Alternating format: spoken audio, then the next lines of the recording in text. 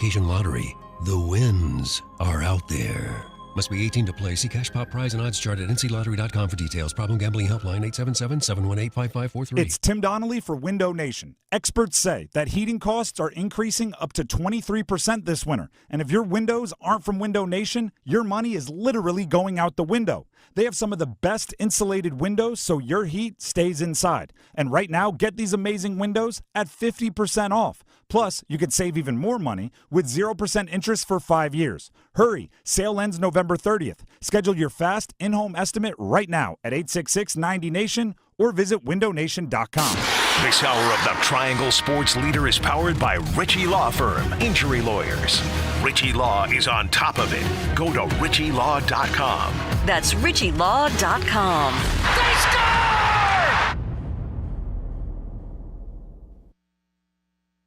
WCMC-FM HD1 Holly Springs. This is the Adam Gold Show. Now that the news has happened, now that we've had some time to digest it, talk about it, and I've had a time to reach out to some people within the industry, it is potentially a very, very shrewd move. Because what North Carolina is right now, as Florida, as Arkansas, as all these other schools are not making moves on their coach, North Carolina is the number one job in the coaching carousel.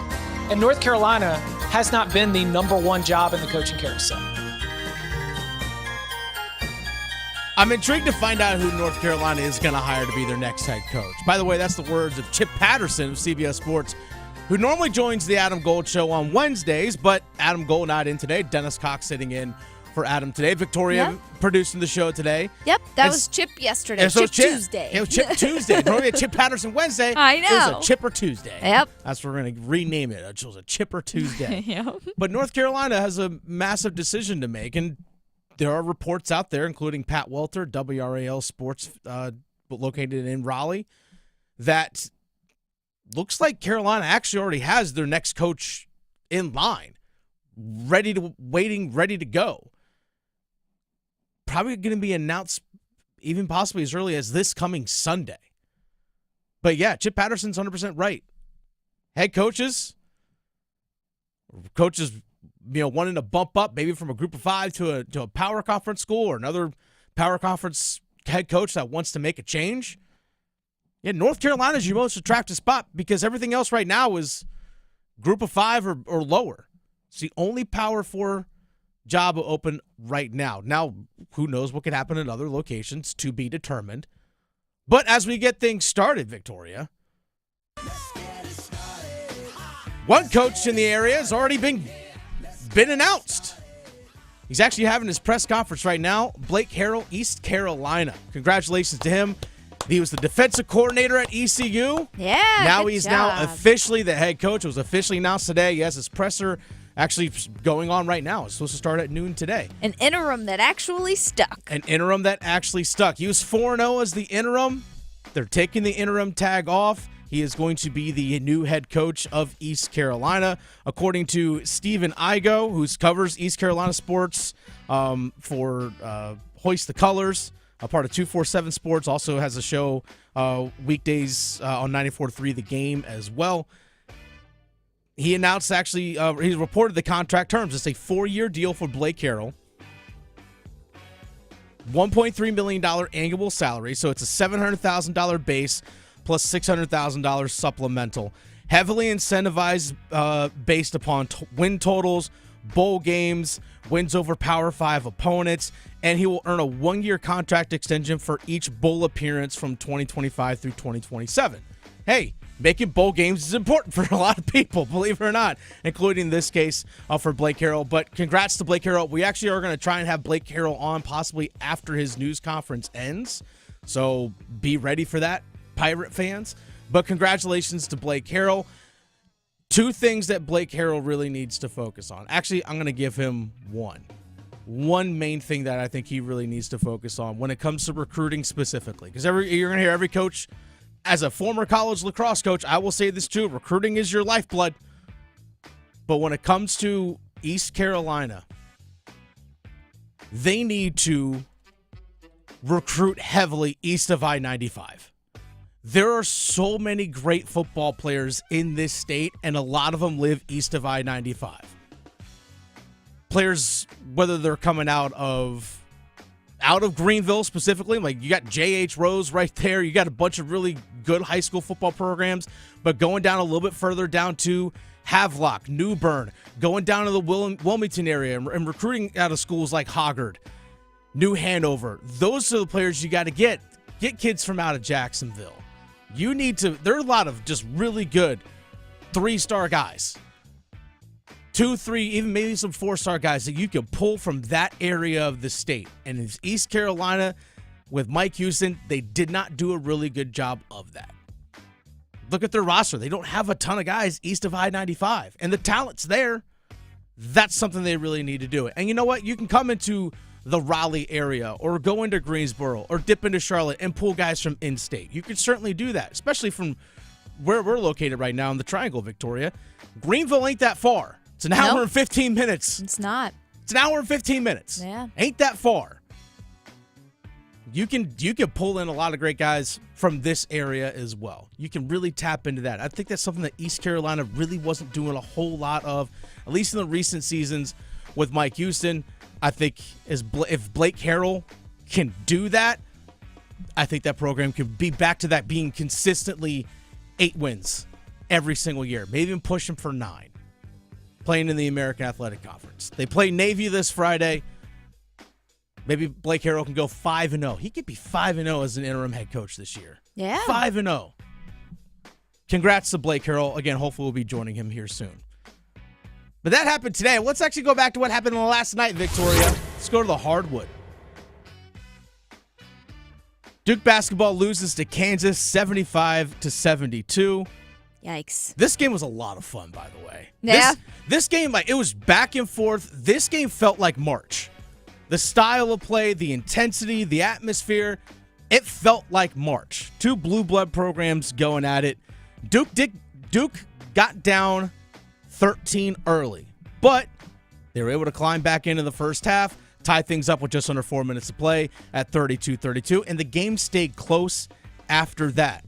This has been a tough stretch of games for UNC. They've played Kentucky, obviously just played Arizona on the road, won that one, and then just lost this one. They lost close to Kentucky. They beat Arizona in a pretty close game, and they lost this one close to Kansas as well. John Shire, the head basketball coach of Duke, how has this stretch of games benefited your team?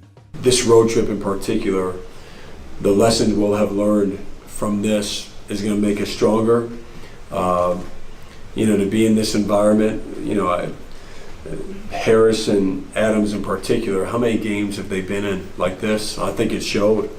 They're poised down the stretch, their toughness as well. It's a big time college basketball game both ways. So especially for our freshmen, to learn and grow from this is going to be off the charts. You can't simulate this in practice. Facts. You can't simulate these types of situations in practice, and I think this was a great decision by John Shire to schedule these games early in the year. Hey, Cooper Flagg, Con Knipple, even young other guys like Malawash, Caleb Foster, you're still young guys. Learn how to play in these situations.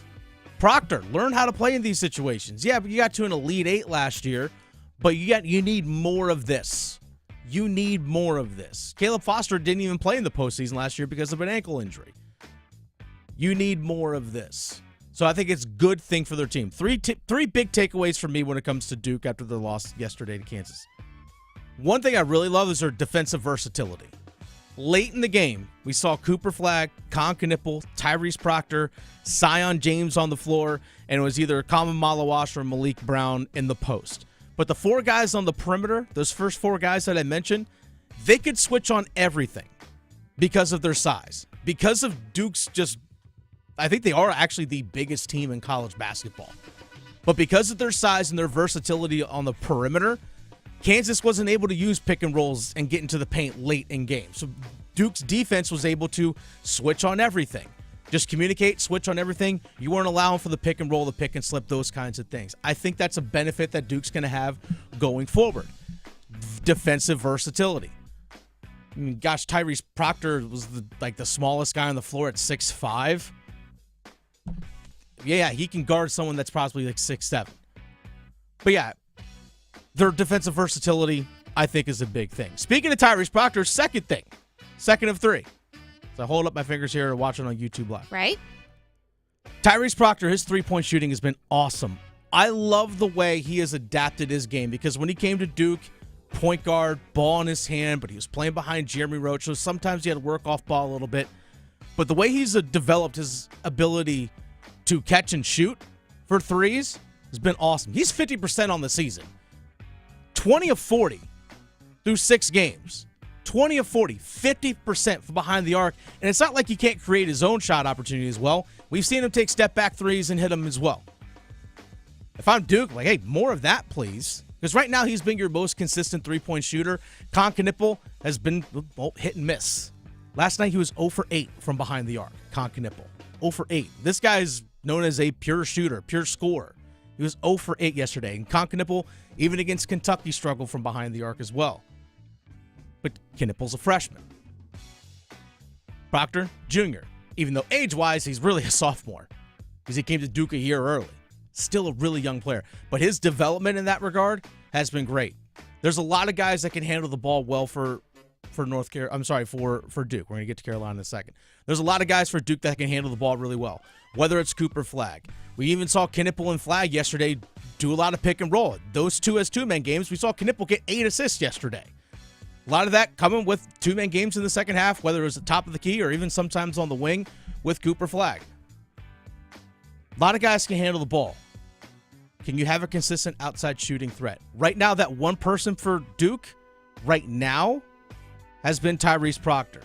If Knipple can develop it and be more consistent with it, if you have those two guys, yeah, that could be a big thing going for Duke forward. I feel like if they keep this momentum going, they're going to be a real danger when March actually does get around here. It's 100%. exciting to watch. 100%. It would not have surprised me if Duke was 3-3 at this point as opposed to 4-2. Would not have shocked me one bit.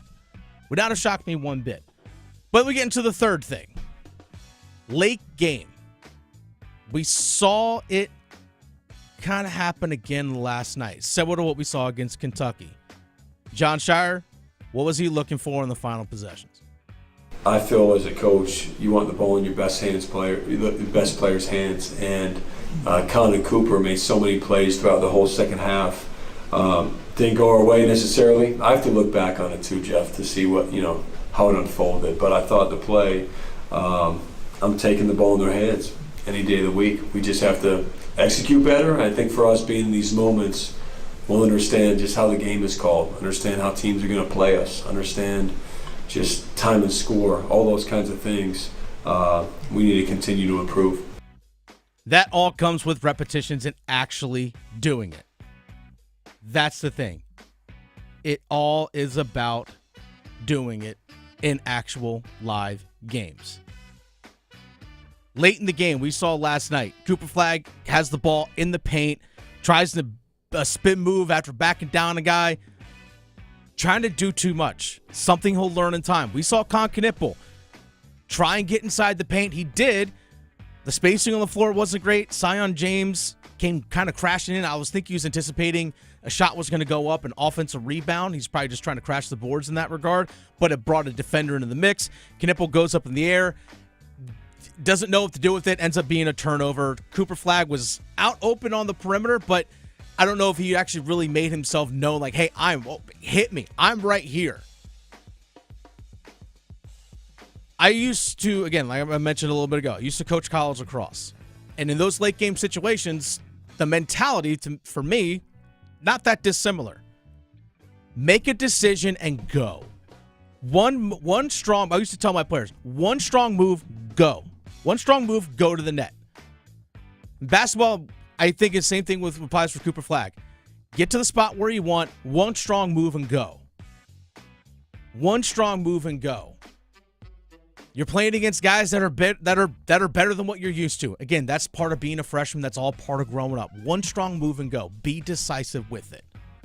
Speaking of those, how these young players have handled things late, John Shire, how have they handled it?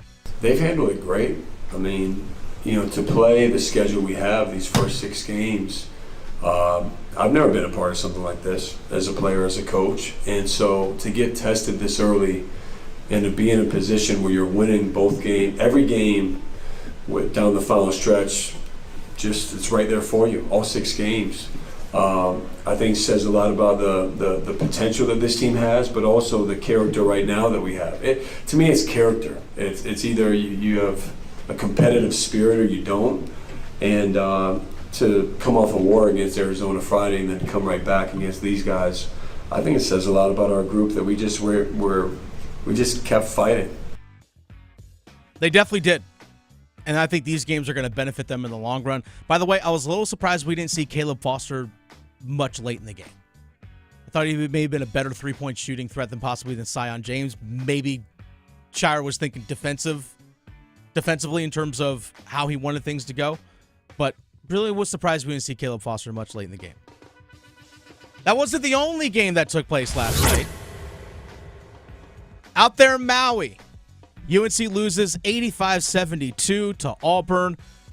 Somewhat of a close game, but Carolina never actually did hold a lead in this one, let alone actually tied it. They got down 15 early. They were down 21-6 just 5 minutes into the game.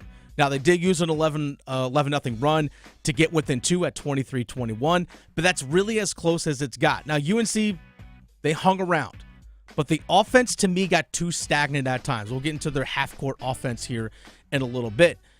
And because the offense got stagnant, defensively, they haven't really been getting stops. 5 minutes into the second half, you're down 18 at 57-39. I understand that a couple nights ago against Dayton, they had that 21-point comeback in the second half, which, by the way, was the second largest second-half deficit that UNC has come back in their program's history. We all know how storied UNC's history is. Right. Second largest second-half comeback in their program's history. Wow.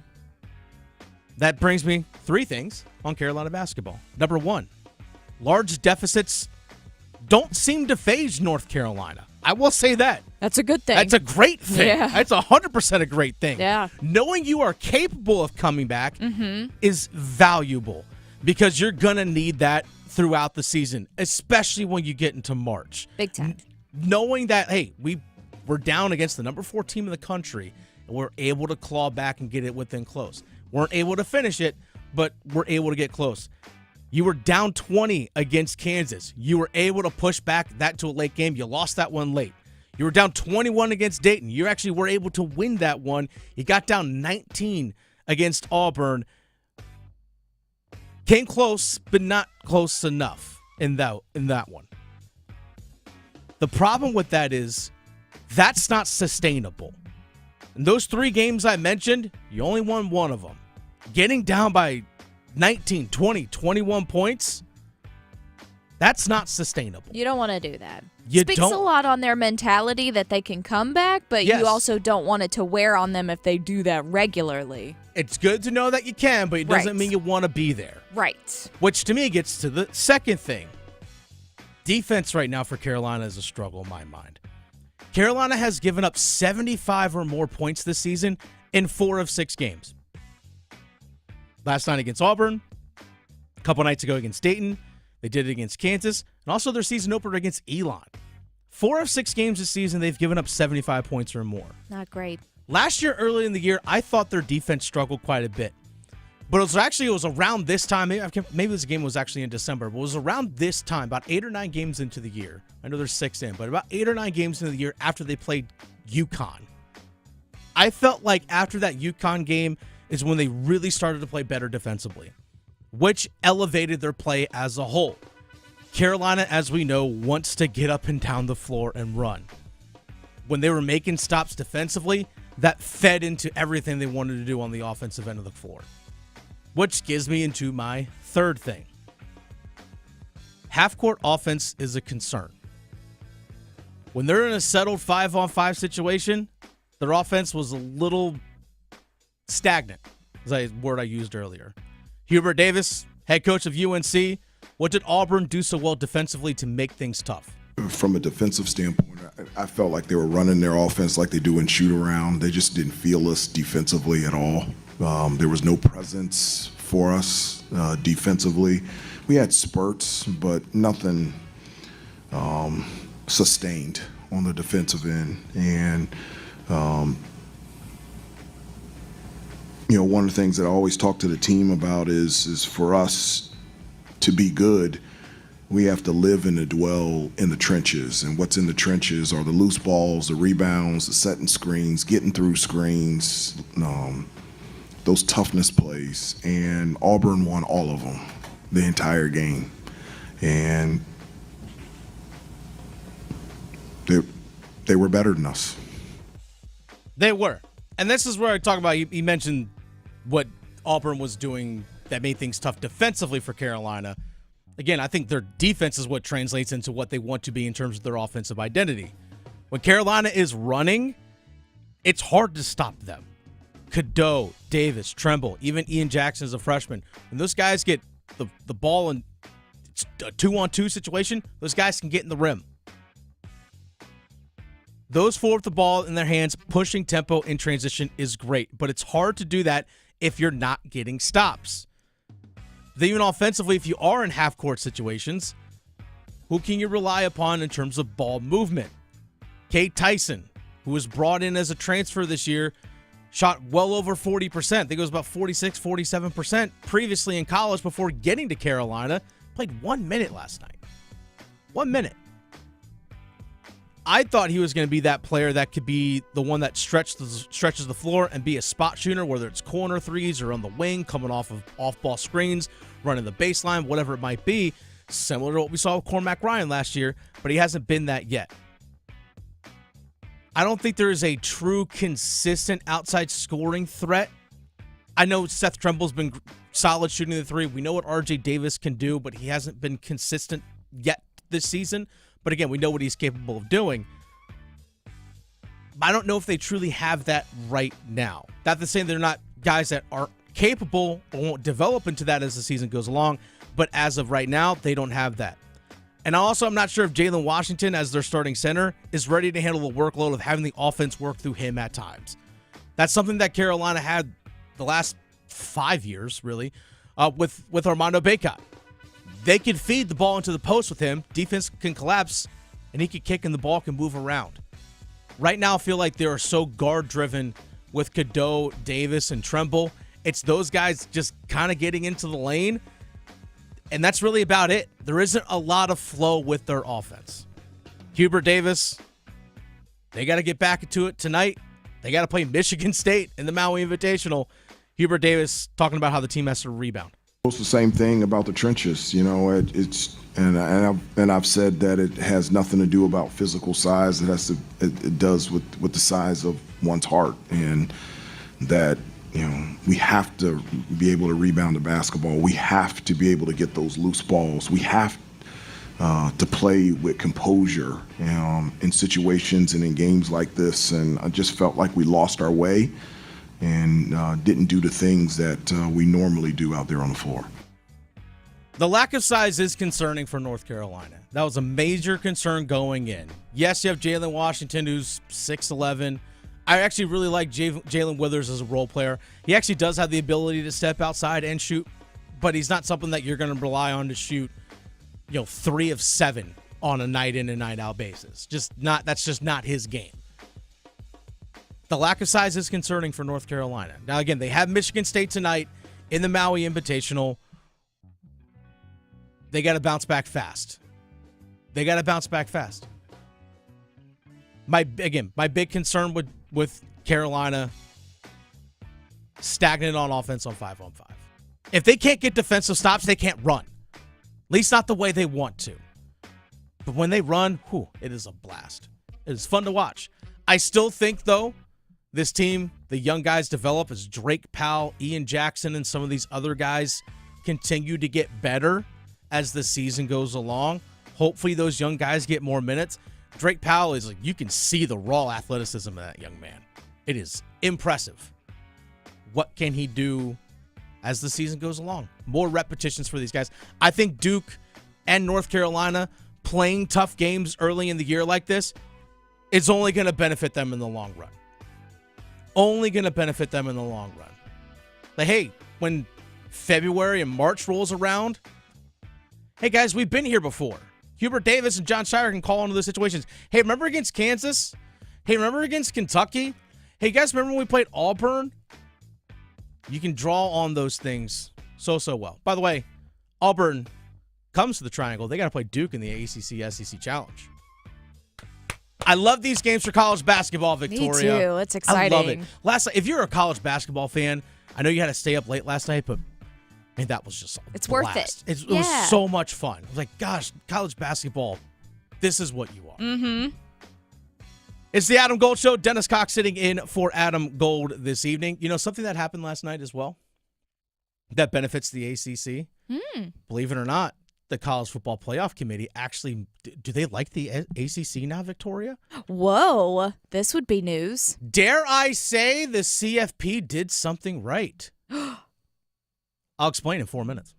Raleigh to Boone, Charlotte to Chapel Hill. Your Carolina is covered. Adam Gold on the North Carolina Sports Network. Hey, Carolina Panthers fans, it's Dennis Cox from 99.9 The Fan. For all the inside information on your team, join me and my co-host, WRAL TV's Chris Lee, for our podcast, Panthers Playbook, presented by Carolina Ford Dealers. In every episode, we'll keep you up to date on your Panthers, and we'll do it with access only we can provide. Locker room insight, exclusive interviews, and in-depth looks at every Panthers game. Follow and subscribe to Panthers Playbook wherever you discover your favorite podcasts or watch on YouTube. Oh boy, it's almost time to eat. It's an all-gravy weekend here on FanDuel, America's #1 sportsbook. I am Adam Gold, and we are going to feast on some football this weekend.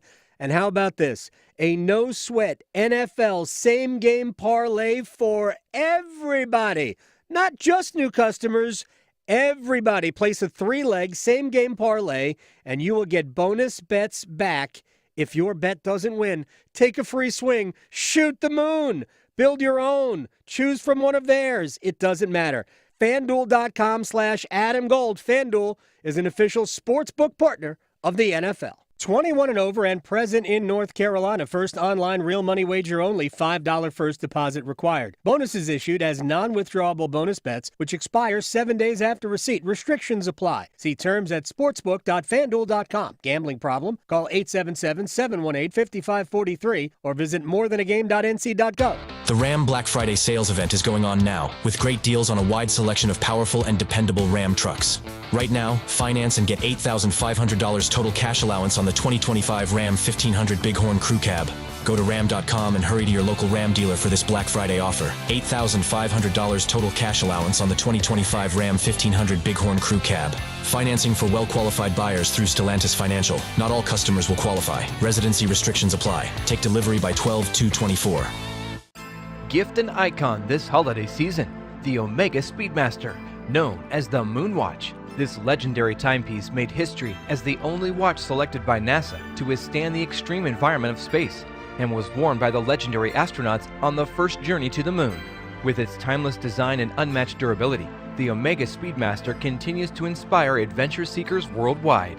Find your perfect Speedmaster at Bailey's Fine Jewelry, voted best jeweler. Learn more at baileybox.com. It's bow time. It's not just football season. It's tailgate season, and that includes every kind of football, whether it's got goalkeepers or goalposts. The kick is good! Because it doesn't matter where or how you tailgate. When you've got crispy chicken and fluffy buttermilk biscuits from Bojangles, your tailgate is better than great. It's legendary. Head to Bojangles and order your tailgate box with boldly seasoned chicken, fixins, biscuits, and legendary iced tea today. It's bow time. Planning a tailgate? Then it's bow time.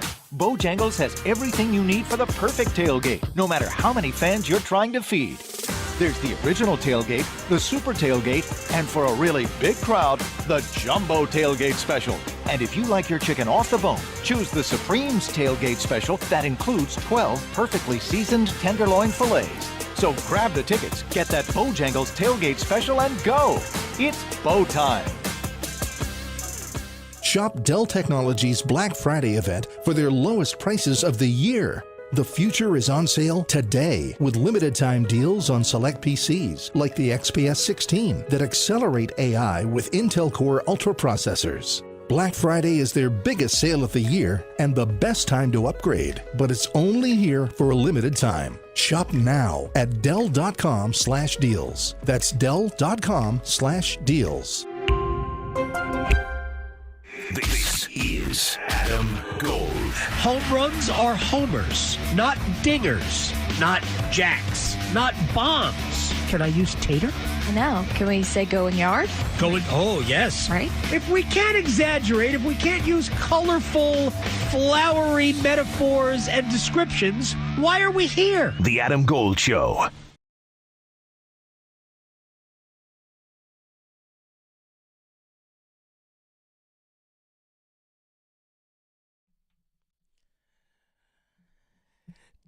Did the College Football Playoff Committee actually do something right?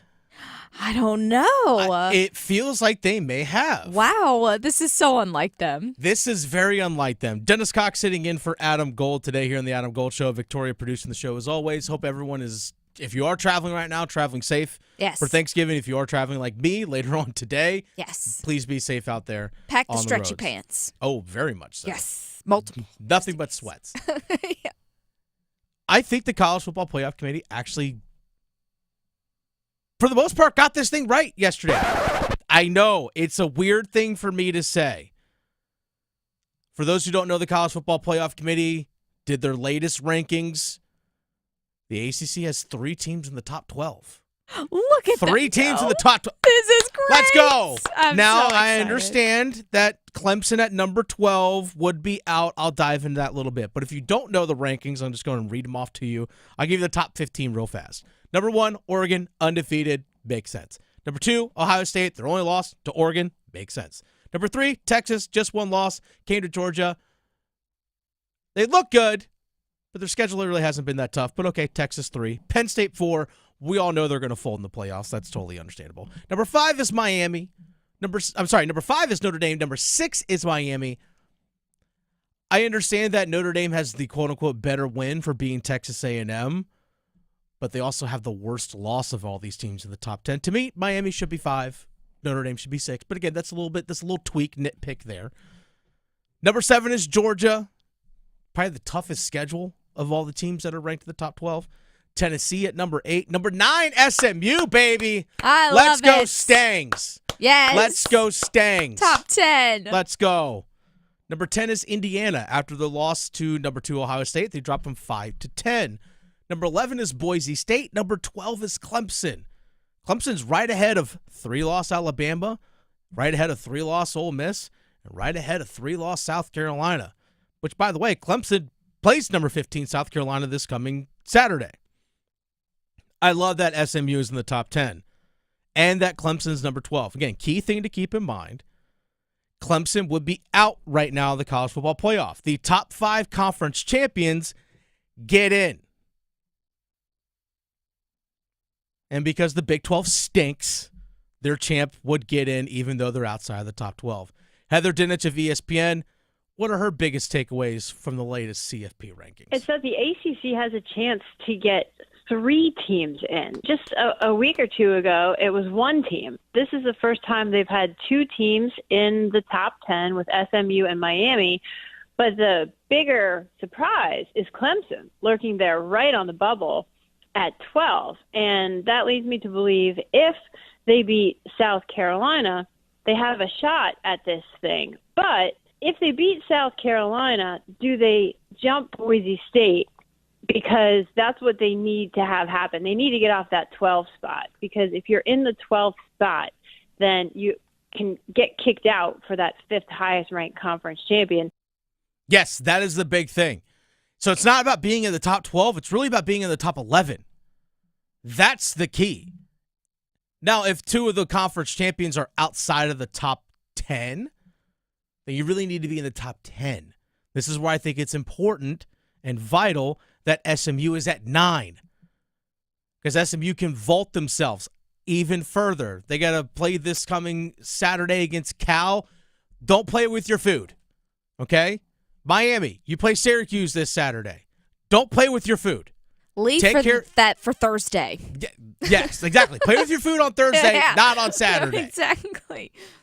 Mix all your mashed potatoes and right? let the yams and the mac and cheese. Make faces with your green beans. I don't even care. Whatever you want to do. Save it for that. Don't do it on Saturday. Yeah. Because guess what? Dominate like you should. Have blowout wins against these teams. then you can elevate yourself even further, possibly. You have to get style points matter in the College Football Playoff Committee because they have said so themselves. They have said multiple times, hey, that eye test matters. But it's possible that we could legit see 3 ACC teams make it. Now, getting inside the top 10 is what Clemson needs to do. That's the way I view it. Try to get in the top 10. Now, I fully understand that if they jump ahead of Boise State into 11, and if Boise State's still sitting at 12, well, there's a problem. That Big 12 conference champ is outside of the top 12 as well. So if you have ACC, SEC, Big 10 champ, they're all in the top 10. And if, let's say, number 12 is Boise State, or if Boise State, maybe they lose a game and they fall out.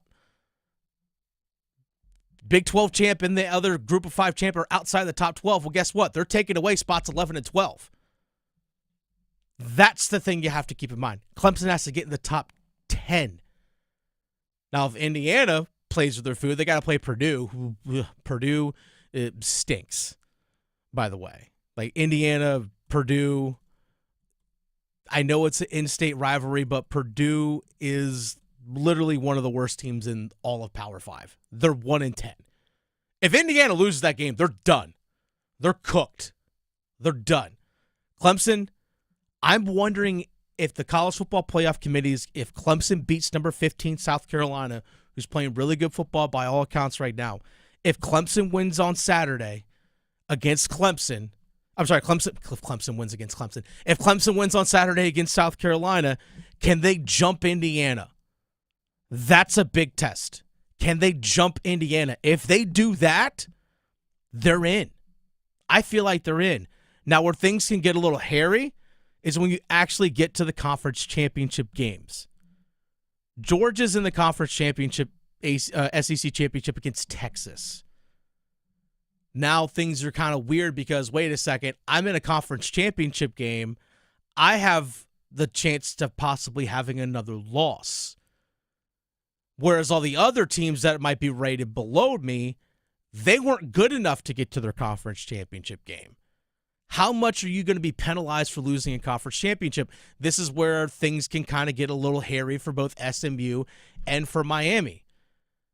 If SMU beats Miami in a pretty close game, I think both of them should be in.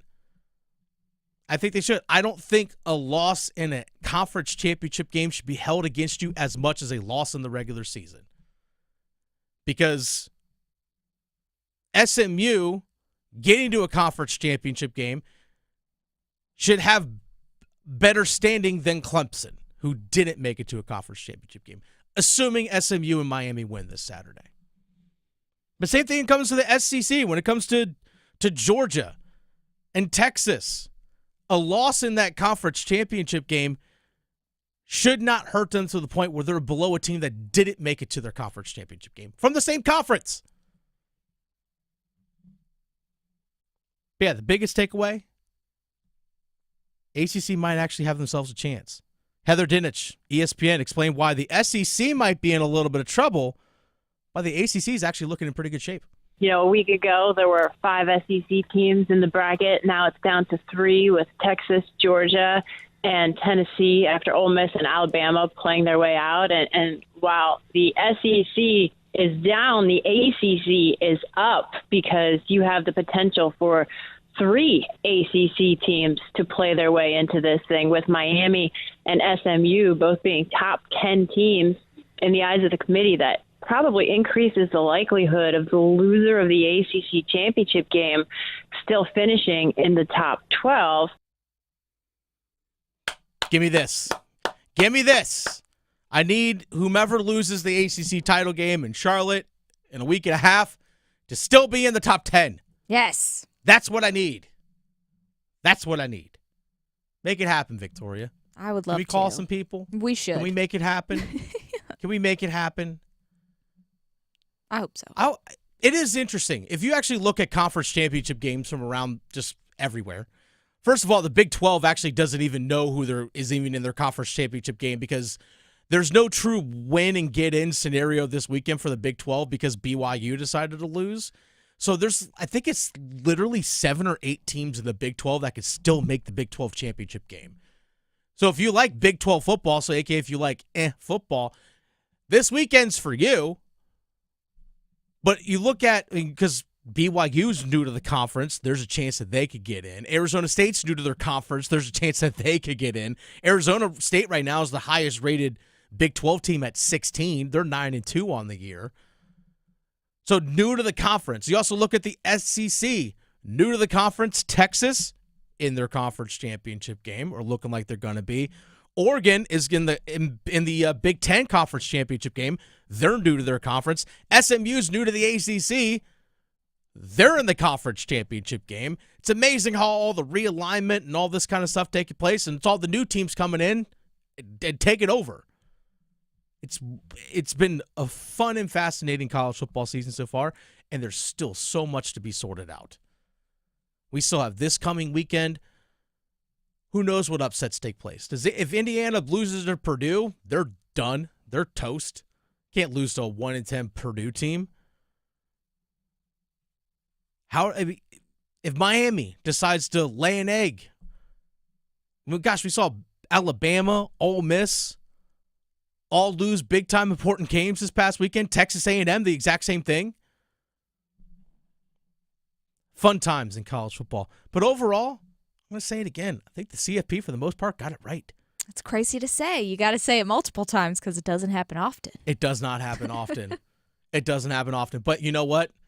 There's still a ton to be decided. Yep. A ton to be decided. Because then we get to conference championship games. If you're a college sports fan, you've had all these awesome basketball games going on this week, and you've got college football games with massive stakes taking place. Gotta love college sports. It's the Adam Gold Show. Dennis Cox sitting in for Adam Gold this afternoon. Getting you ready for your feast tomorrow. But to help us get us ready for that feast, Victoria's going to tee up some one-timers next. Raleigh to Boone, Charlotte to Chapel Hill. Your Carolina is covered. Adam Gold on the North Carolina Sports Network. It is all gravy this weekend on FanDuel, my friends, America's #1 sportsbook, and that means you are getting a feast of rewards all weekend long. And right now, all customers can get a no-sweat NFL same-game parlay to celebrate the occasion. Place a 3-leg same-game parlay. You'll get bonus bets back if your bet doesn't win, and NFL same-game parlays are the perfect way to combine your bets for a chance at a bigger payday. That's it. No sweat. Same-game parlay at America's #1 sportsbook. Go to FanDuel.com/AGS. FanDuel is an official sports betting partner of the NFL. 21 and over and present in North Carolina. Opt-in required. Refund issued as non-withdrawable bonus bets that expire 7 days after receipt. Maximum wager $5 unless otherwise specified. Restrictions apply, including token expiration. See terms at sportsbook.fanduel.com. Gambling problem? Call 877-718-5543 or visit morethanagame.nc.gov. It's that time of year when we pack our bags for exciting adventures with friends and family. So make sure you don't have to cancel on those you love the most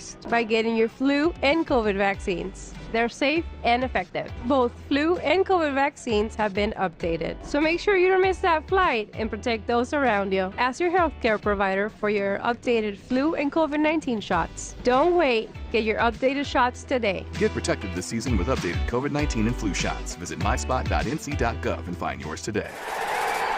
As fall championships begin, the Governor's Highway Safety Program would like to remind you to buckle your seatbelt when traveling home from today's events. Whether you're driving out of town or across town this holiday season, wearing a seatbelt is your best defense against injury or death in a crash.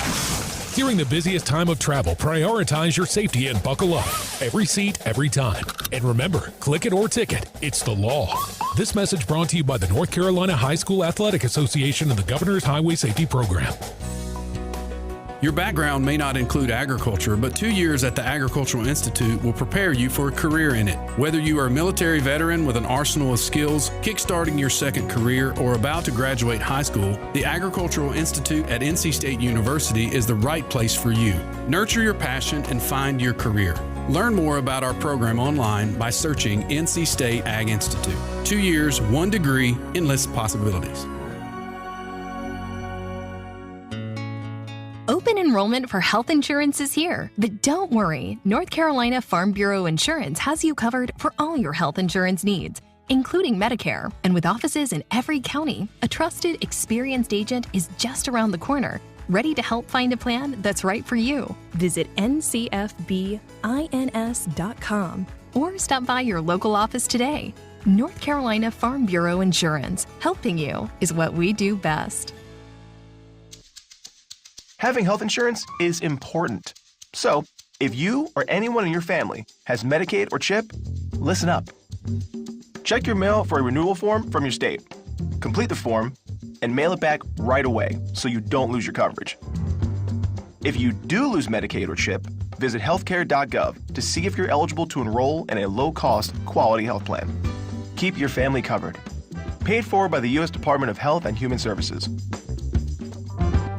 AARP reminds you that November is National Family Caregivers Month. While family caregivers should be celebrated every day, this is a time to recognize and honor those taking care of their loved ones by raising awareness around caregiving issues, educating communities, and working to increase support for our nation's caregivers. Learn about this topic and more by listening to AARP Without Limits. You can find the latest episodes of AARP Without Limits wherever you listen to your podcasts.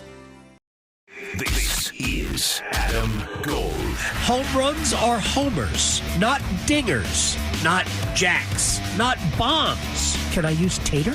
I know. Can we say going yard? Oh, yes. Right? If we can't exaggerate, if we can't use colorful, flowery metaphors and descriptions, why are we here? The Adam Gold Show.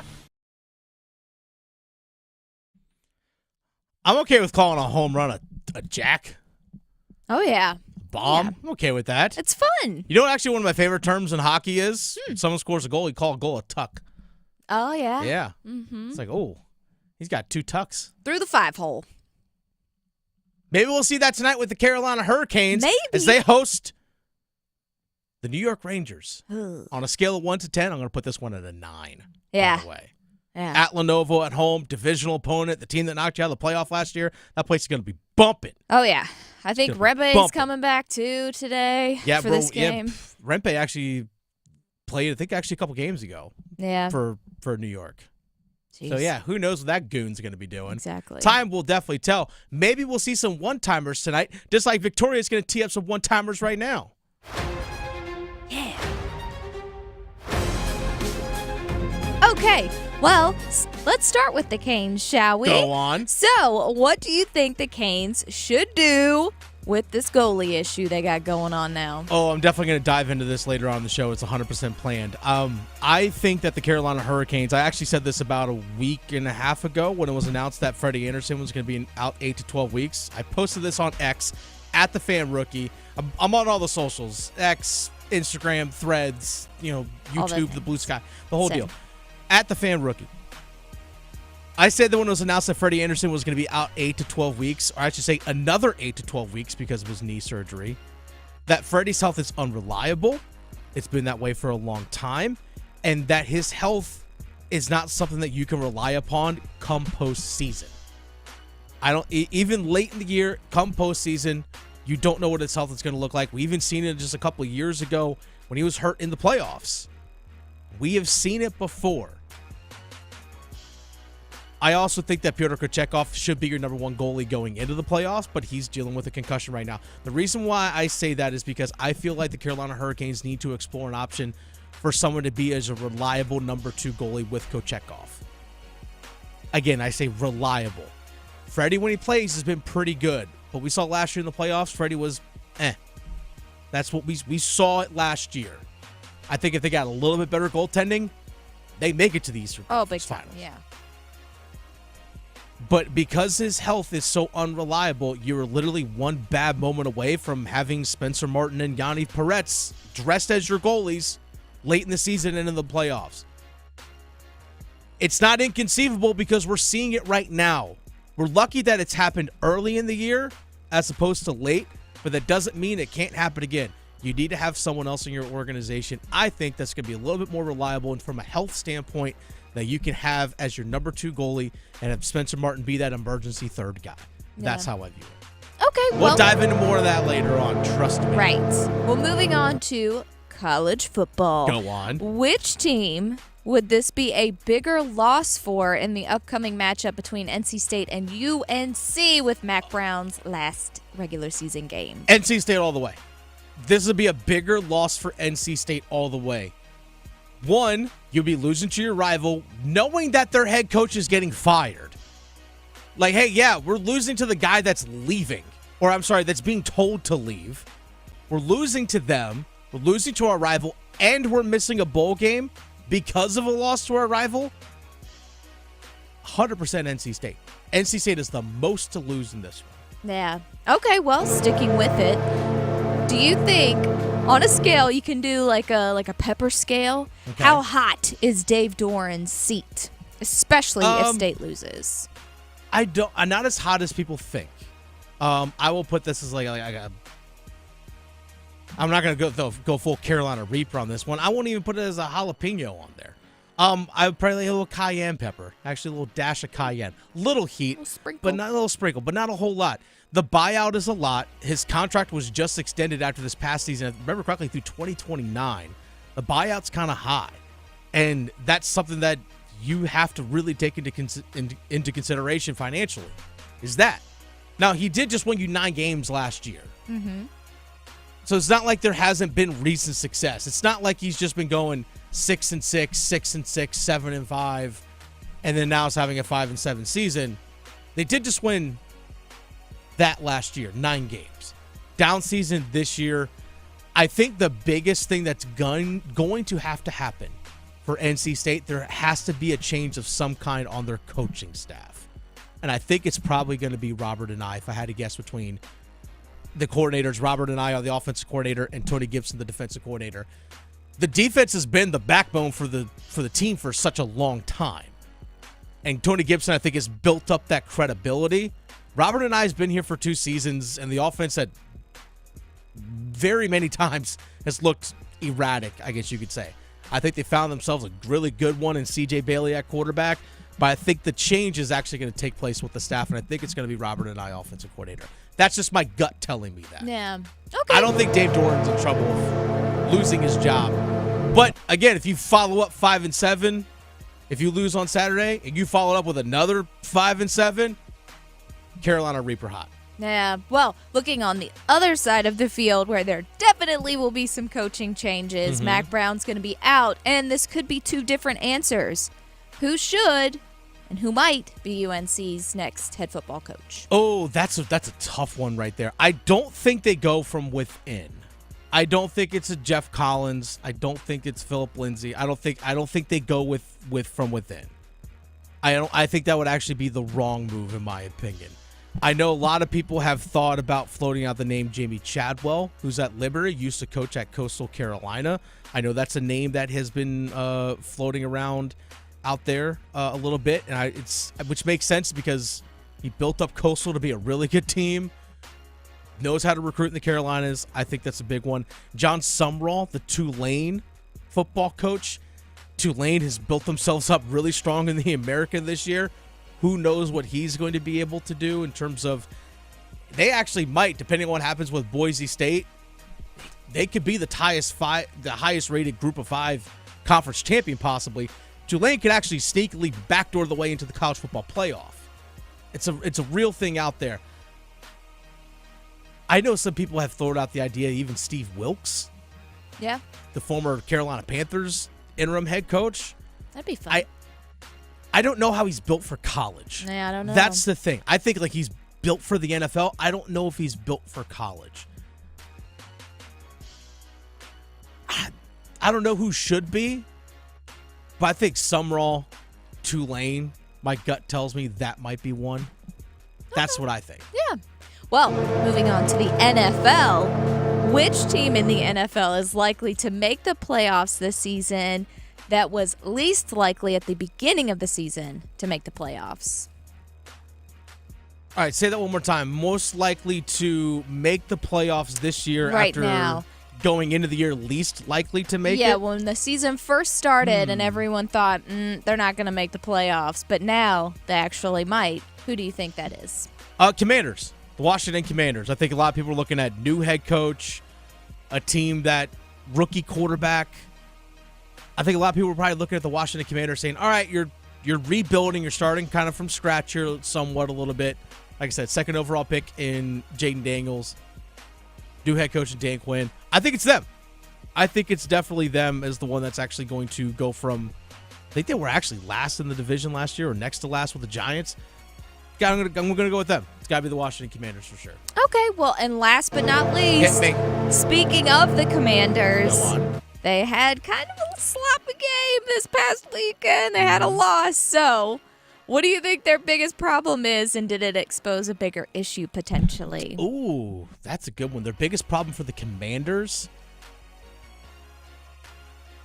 I think outside of Brian Robinson was a little nicked up for a little while. I don't know. Off the top of my head, I don't know how good their running game has been on a consistent basis. That's something I have to go check and see. We know Jaden Daniels has been awesome, but I think a lot of the rushing numbers as a team as a whole has been inflated by him. It's a good question. Well, that and also the kicker not making any kicks. Yeah, that's helpful that when was kind of a big thing, which they actually put him on IR. He actually had a hip injury earlier in the year. So I don't know if that's been hindering him, but he missed a couple extra points and stuff this past game. Commanders are still, I think the future's bright for the Washington Commanders. Is the future bright for the Carolina Panthers? We'll dive into that coming up at 1:15. 1 hour down on the Adam Gold Show. Who benefited most, Duke or Carolina, from their loss? I'll tell you in 5 minutes. Going beyond the box scores. Adam Gold on the North Carolina Sports Network. Hi, I'm Marcy Bailey from Fox & Bailey Watch Shop. This Christmas, give a gift that stands the test of time. At Fox & Bailey, we offer an exquisite collection of the finest timepieces and distinct gifts, perfect for that special someone on your list. Whether it's a sleek and modern design or a timeless classic, our expert team will help you find the perfect watch to fit any style. Because at Fox & Bailey, we know a watch is more than just a gift. It's a lasting memory. We proudly carry some of the world's most distinguished watch brands, including Omega, Blancpain, Glashütte Original, Tissot, Nomos, Hamilton, and Norqain. Not to mention that we have the largest collection of certified pre-owned and vintage Rolex watches in North Carolina. Make this holiday unforgettable with a watch or a unique gift from Fox & Bailey, located inside Bailey's Fine Jewelry Village District location in Raleigh. Fruitcake! You shouldn't have. Wow, a candle. Spread joy, not junk, with the Autobell Car Wash Holiday Sale. Visit Autobell to buy one Super Poly Process Wash and get one 40% off. Military veterans and active duty service members, you could become a certified cyber warrior with just 12 weeks of training at My Computer Career. Cybersecurity specialists are in high demand, and IT pros with these skills often enjoy abundant opportunity and a great lifestyle. Protect our people, liberty, and treasured institutions from cyber threats. GI Bill, SkillBridge, and other VA benefits are available to those who qualify. Learn more at mycomputercareer.edu/CWP. That's mycomputercareer.edu/CWP. Global Golf, home to the best deals in golf, has all the best holiday gifts for the golfer in your life. Get huge deals like pre-owned drivers starting at $50 and golf shirts starting at $15. Plus special savings on this year's hottest clubs from TaylorMade, Callaway, and more. Global Golf Retail Store located on 7320 ACC Boulevard, North Raleigh. Open Monday through Saturday, 10 to 6. Home to the world's largest selection of pre-owned golf gear. Prescriptions require an online consultation with a healthcare provider who will determine if appropriate. Restrictions apply. See website for details and important safety information. Subscription required. Price varies based on product and subscription plan. Hi, I'm Dr. Peter Stahl, board-certified urologist and senior vice president of men's sexual health at HIMSS. I've helped many guys with ED in my 12 years of practice. But now you can get world-class care for ED 100% online by going to hims.com. So what are you waiting for? To start your free online visit and find ED treatment at up to 95% off brand name prices, go to hims.com/joy. Hey, pet parents. With Progressive's collision coverage, you get extra protection for your cat or dog, because there's nothing worse than seeing your pet hurt. Like when you see their face after accidentally stepping on their tail, and you say, "I'm so sorry, Mr. Pickles." But as you kiss his nose and rub his little belly welly, you know Mr. Pickles is thinking, "You betrayed me." Anywho, Progressive pays up to $1,000 in vet bills if your pet is injured in an auto accident. Learn more at Progressive.com and watch where you step. Progressive Casualty Insurance Company and Affiliates. Collision coverage subject to policy terms. Not available in all states. Shop Dell Technologies Black Friday event for their lowest prices of the year. The future is on sale today with limited time deals on select PCs like the XPS 16 that accelerate AI with Intel Core Ultra processors. Black Friday is their biggest sale of the year and the best time to upgrade, but it's only here for a limited time. Shop now at Dell.com/deals. That's Dell.com/deals. This hour of the Triangle Sports Leader is powered by Ritchie Law Firm, injury lawyers. Ritchie Law is on top of it. Go to RitchieLaw.com. That's RitchieLaw.com. WCMC HD1 Holly Springs. Take us with you on the radio, Instagram, TikTok, Alexa, and YouTube. 99.9 The Fan, the Triangle Sports Leader. Shotgun snap, four-man rush. Dart steps up. He floats it down the right sideline into no man's land. It's picked off by Bryce Thornton. Sliding to the ground inside the 25 of Florida. This time it will stand. The Gators pick off Jackson Dart for the second time in the fourth quarter. And with one kneel down, Florida will make it back-to-back ranked wins of the Swamp. LSU a week ago, number 9 Ole Miss today. The Rebels' playoff hopes are over, and Billy Napier has 90,000 hopes soaring in Gainesville. Florida 24, Ole Miss 17. The Gators one step closer to back.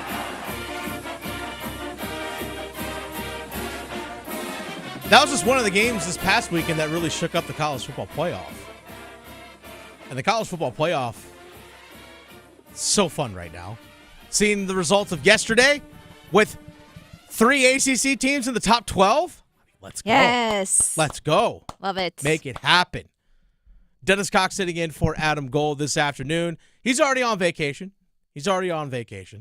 By the way, if you actually still want Adam Gold coverage of Carolina Hurricanes, he'll still be doing his normal Carolina Hurricanes coverage tonight as the Canes take on the New York Rangers at Lenovo Center. It's a hockey night in Carolina, baby.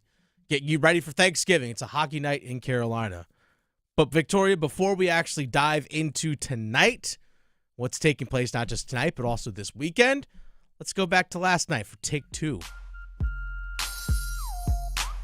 Take 2 with 2 college basketball games last night.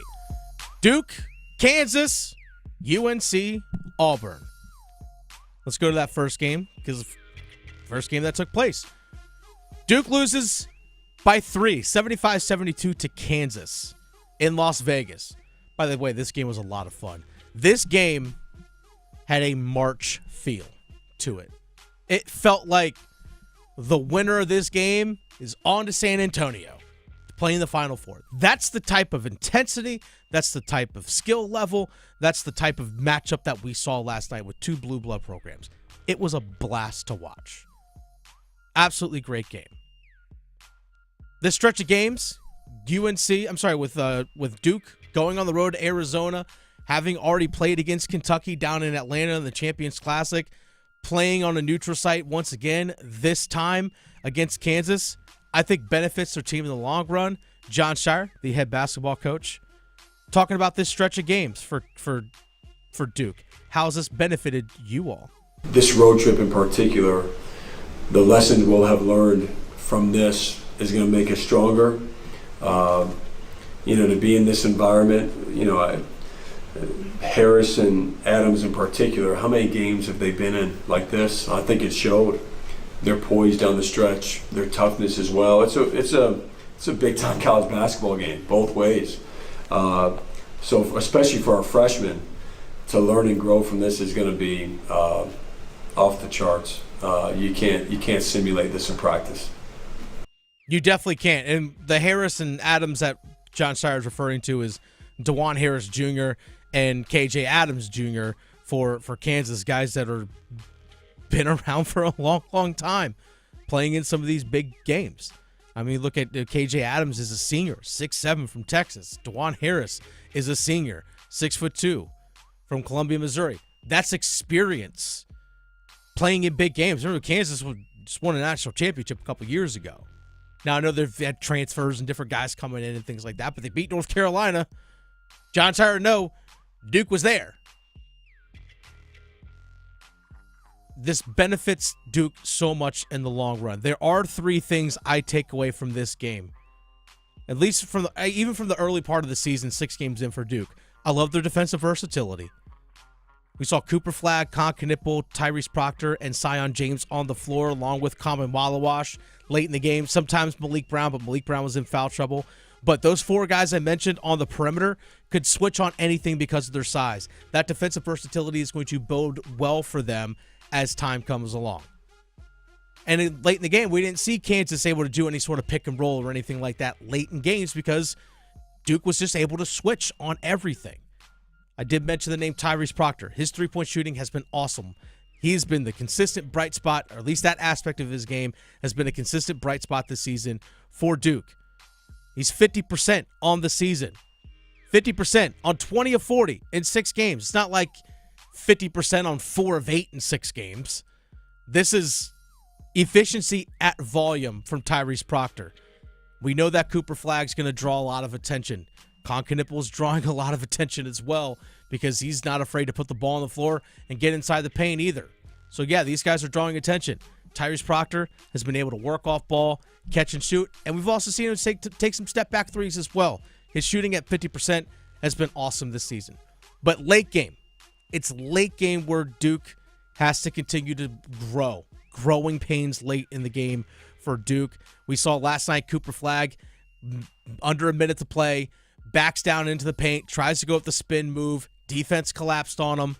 We also saw Con Knipple try to get inside. Spacing on the floor wasn't that great. But overall, these young players are going to have to learn how to handle these situations and be decisive with the decisions that they make. Victoria, let's actually jump to that second cut by Seth Greenberg about how Duke is going to benefit after this loss, which I think they will.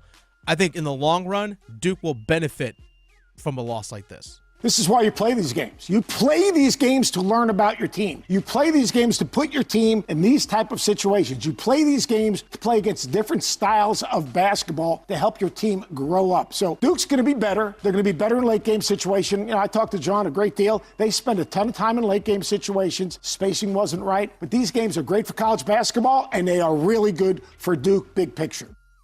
They're great for college basketball. They're great for Duke big picture. And these types of games are also big for UNC big picture because we saw UNC, North Carolina, in the Maui Invitational yesterday. They lost to Auburn, the number 4 team in the country, 85-72. Pretty close game for North Carolina, but Carolina never actually led in the game. We've seen Carolina get into some major deficits in games. We actually saw it last night. They were down 15. They were down 21-6. Just 5 minutes into the game.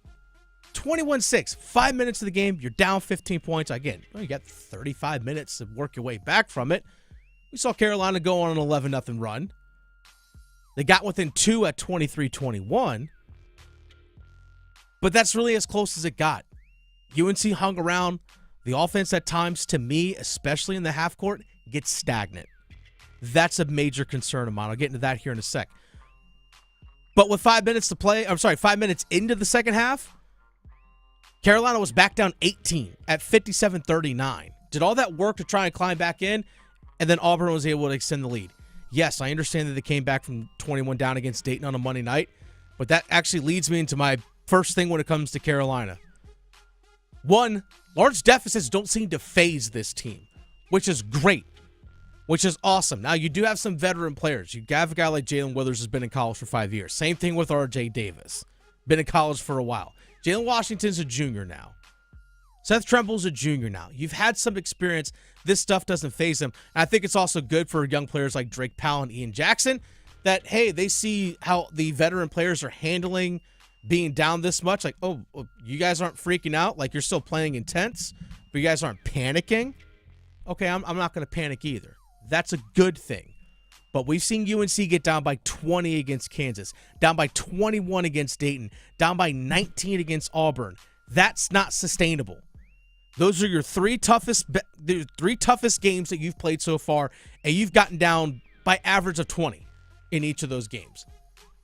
Again, 20 against Kansas, 21 against Dayton, 19 against Auburn. That's not sustainable. Defensively for Carolina, this is my second thing. They've given up more than 75 points in 4 of their 6 games this season. The other 3 games I just mentioned, last night against Auburn, 2 nights ago against Dayton, earlier this season against Kentucky.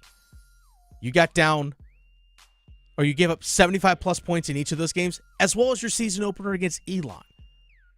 Which, by the way, that game was a tight one. It was like 71-71 late. Last year, early in the season, I thought Carolina struggled a bit defensively. I think it's also in part because there were so many new pieces. Last year, you brought in Cormac Ryan. Elliot Cadeau was a freshman. Harrison Ingram was a transfer. You had a lot of new pieces. Jalen Withers was a transfer that came in as well. Jalen Washington was just a sophomore. Seth Tremble was just a sophomore. Those guys coming off the bench. So again, new pieces, guys figuring out new roles. I think that's something they're probably figuring out right now. It's because Jalen Withers, even though he's back this year, is playing in a different role as a starter. Same with Jalen Washington. Same with Seth Tremble. Yes, they have experience, but it's a different role for these guys. You have Ian Jackson, freshman. Drake Powell, freshman. Then Allen Lubin, transfer coming off the bench. Kate Tyson only played 1 minute last night. I thought he was going to have a bigger role. So everyone's still trying to figure out their roles. Last year, after they played UConn, I thought defensively the team got better. And this is actually what benefited them offensively. Which gets me to my third thing.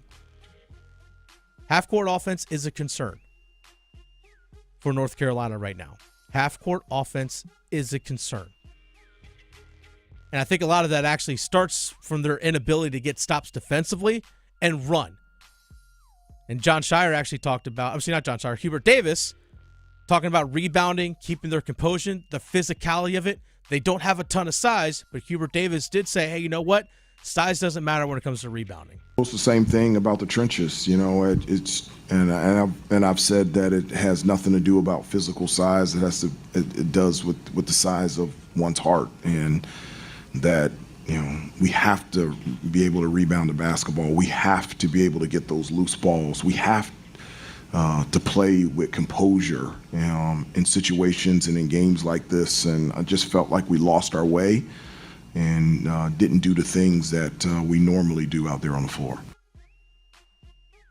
When they're getting rebounds and they're able to transition, when the ball's in the hands of Elliot Cadeau, R.J. Davis, Seth Tremble, I even throw Ian Jackson, the freshman, in there.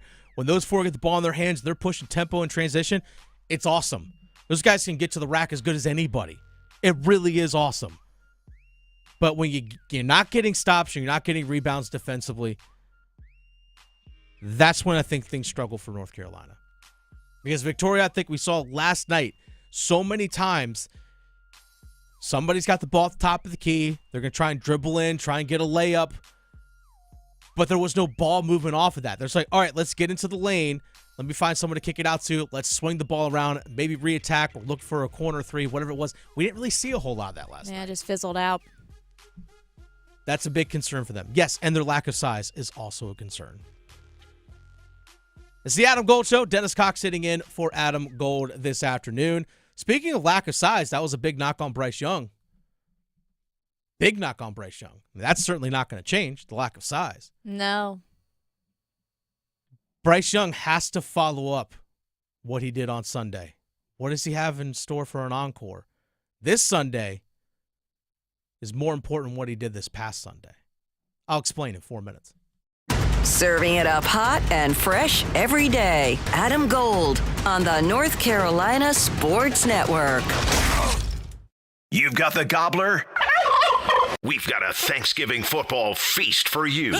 Chicago and Detroit at 1. The New York Giants and Dallas at 4:30. And Miami and Green Bay at 8:20. Caught by Goff at the goal line. Near side. Touchdown Detroit. The wide receiver just threw a touchdown pass to the quarterback. Now we have seen it all. Chow down all day long. 99.9 The Fan, the Triangle Sports Leader.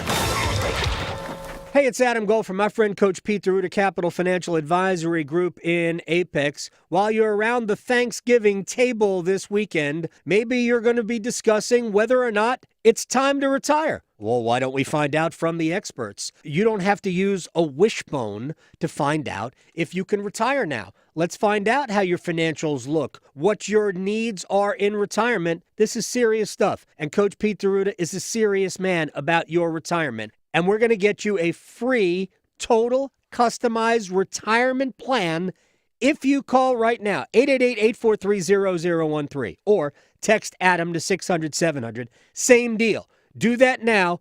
That total customized retirement plan for you, which is a $1,000 value for somebody else, you get it for free. Coach Pete Deruta, Capital Financial Advisory Group in Apex, so you can retire on your terms when you are ready. Call Coach Pete today. It's bow time. It's not just football season. It's tailgate season. And that includes every kind of football, whether it's got goalkeepers or goalposts. The kick is good! Because it doesn't matter where or how you tailgate. When you've got crispy chicken and fluffy buttermilk biscuits from Bojangles, your tailgate is better than great. It's legendary. Head to Bojangles and order your tailgate box with boldly seasoned chicken, fixins, biscuits, and legendary iced tea today. It's bow time. Planning a tailgate? Then it's bow time. Bojangles has everything you need for the perfect tailgate, no matter how many fans you're trying to feed. There's the original tailgate, the super tailgate, and for a really big crowd, the jumbo tailgate special. And if you like your chicken off the bone, choose the Supreme's tailgate special that includes 12 perfectly seasoned tenderloin fillets. So grab the tickets, get that Bojangles tailgate special, and go. It's bow time. The Ram Black Friday sales event is going on now, with great deals on a wide selection of powerful and dependable Ram trucks. Right now, finance and get $8,500 total cash allowance on the 2025 Ram 1500 Bighorn Crew Cab. Go to ram.com and hurry to your local Ram dealer for this Black Friday offer. $8,500 total cash allowance on the 2025 Ram 1500 Bighorn Crew Cab. Financing for well-qualified buyers through Stellantis Financial. Not all customers will qualify. Residency restrictions apply. Take delivery by 12/2/24. Discover the thrill of precision and elegance with Omega this holiday season. From the depths of the ocean to the heights of space, Omega's Seamaster and Speedmaster collections are crafted for those who dare to explore. With a heritage rooted in innovation and a timeless style inspired by sports, space, and cinematic legends, Omega is the gift for every adventurer. Find your perfect watch at Bailey's Fine Jewelry, voted best jeweler. Learn more at baileybox.com. Oh no, my phone. Hear that? It's the sound of a skater dropping her phone and smashing it on the ice. Yep, it's definitely broken. But at Verizon, we got you. Black Friday starts now. Trade in any phone, any condition from one of our top brands and get a new Samsung Galaxy S24 Plus on Unlimited Ultimate and Watch 7 and Tab S9 FE 5G. That's up to $1,900 in value. So you'll save big on 3 great gifts. Hurry into Verizon this Black Friday. Service plan required for Watch and Tablet. Up to $1,900 value based on phone, watch, and tablet. Trade in and additional terms apply. See Verizon.com for details. This is Adam Gold. Yeah, but he's real patient, like he said in his interview today. In all other aspects of life. Yes. If he's in line at the drive-thru and it's taking a long time, he will not ram the car in front of him. Exactly. Someone's pressing his shirt. He will wait 30 seconds for it to be crisper. The Adam Gold Show.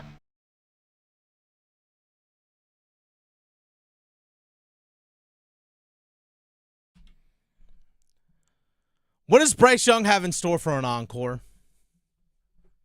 By the way, coming up here in about 8 minutes, we'll give you our top 5, bottom 5 of the NFL. Yeah. Dennis Cox sitting in for Adam Gold, Victoria producing the show. Bryce Young, Sunday was awesome. Now, I'm going to go and make sure that I make this known out there because I've said this. It's been on the podcast that I host with Chris Lee. Chris Lee, I know who from WREL Sports, whom I know joined Adam Gold yesterday here on this very same show. He and I host a podcast together called Panthers Playbook. It's available on YouTube. If you go to 99.9 The Fan, with 99.9 The Fan in Raleigh is the flagship station for the Adam Gold Show. Chris and I host a podcast called Panthers Playbook. You can see it there. By the way, you can even follow this show, the Adam Gold Show, on YouTube. It's streamed live. You can also follow different show clips and episodes from there as well. Victoria does an awesome job of putting those things up. Thank you. I said it after the Denver Broncos game that I feel like long-term that Bryce Young is a backup quarterback. I'm on record for saying that. What he did on Sunday was amazing. Mm-hmm. Both things can be true. I think just because I think someone is a backup quarterback in terms of that's his talent level doesn't mean I don't want to see the guy succeed or I hate the guy. Both things can be true. I want him to be successful, but do I think he's capable of it in the long term? I have my reservations. We have a year and a half worth of tape to show that. Mm-hmm. What he did on Sunday was awesome. I was there at Bank of America, talked to guys in the locker room after the game, seeing Dave Canales talk about him as well. The guys are rallying around the dude. His confidence level is at a whole different level, which at a level I didn't think he was capable of getting back to. And that was part of the reason why I thought he would be a backup quarterback. I still think that, but that doesn't mean I can't be proven wrong. And if I am proven wrong, I won't be afraid to say I was wrong. I won't be afraid to say that. Sunday can't be a great moment. The reason why I say it can't be a great moment because any player in the NFL is capable of having a great moment. A moment could be a great play, a great series, or a great game, or even a great stretch of a couple games. Just because you have a great moment, that doesn't mean who you are. He threw for 269, touchdown, no interceptions. Yeah, there were a couple drops in there. I understand. We all saw it. Threw a hitch route to Chuba Hubbard, dropped it. Deep down the left sideline, Xavier Legette, dropped it. A couple of his receivers did make a couple really good catches as well. I mean, he threw one up there to Jatavian Sanders, who made one heck of a catch a couple plays before he ended up leaving with that neck injury. He threw a good pass in the red zone to Tommy Tremble. High point the football, went right through Tommy Tremble's hands. I think JT Sanders comes down with that one. Well-placed ball. Like he was putting the ball, dotting the football, as they like to say. Yes. We saw him last year against the Green Bay Packers have 330 yards and a couple touchdowns in a 33-30 loss against the Green Bay Packers at home at Bank of America on Christmas Eve. The next 2 weeks, he combined for just over 200 yards, and the Panthers were shut out in both games, against Jacksonville and against Tampa. So, yeah, you had a great moment. That game against Green Bay, I think a lot of us thought last season is like, oh, okay, like is Bryce putting it together? Is he actually figuring it out? Is this the guy that we drafted at number 1 overall? Can we expect this on a week in and week out basis? The next 2 weeks, goose eggs. Again, he combined for just over 200 yards in the next 2 games. Goose eggs on the scoreboard. They literally got shut out both games. And it's like, well, that was fun. And then we saw the first 2 games this season. Very first pass of the year, pick. Second game, disaster. I was there against the Chargers as well. I've been in every home game this year. They didn't even go for over 100 yards passing, and he couldn't complete a pass more than 10 yards downfield. Then he gets benched. Then he comes back and plays against the Broncos. Yeah, they had a touchdown drive on the very first drive. Defense got a turnover. They get the ball on the plus side of the field at the Denver 49. They go 10 plays. He throws a touchdown pass to Xavier Legette. Then there was a stretch of 7 drives where there were more delay of game penalties than there were first downs. 7 consecutive drives, there were more delay of games than there were first downs, and he had 2 interceptions during that stretch. I know they finished with a strong drive where he found Jalen Coker for Coker's first career touchdown to end the game when the game was already out of hand. Well together, put together drive late in the game when it really didn't matter.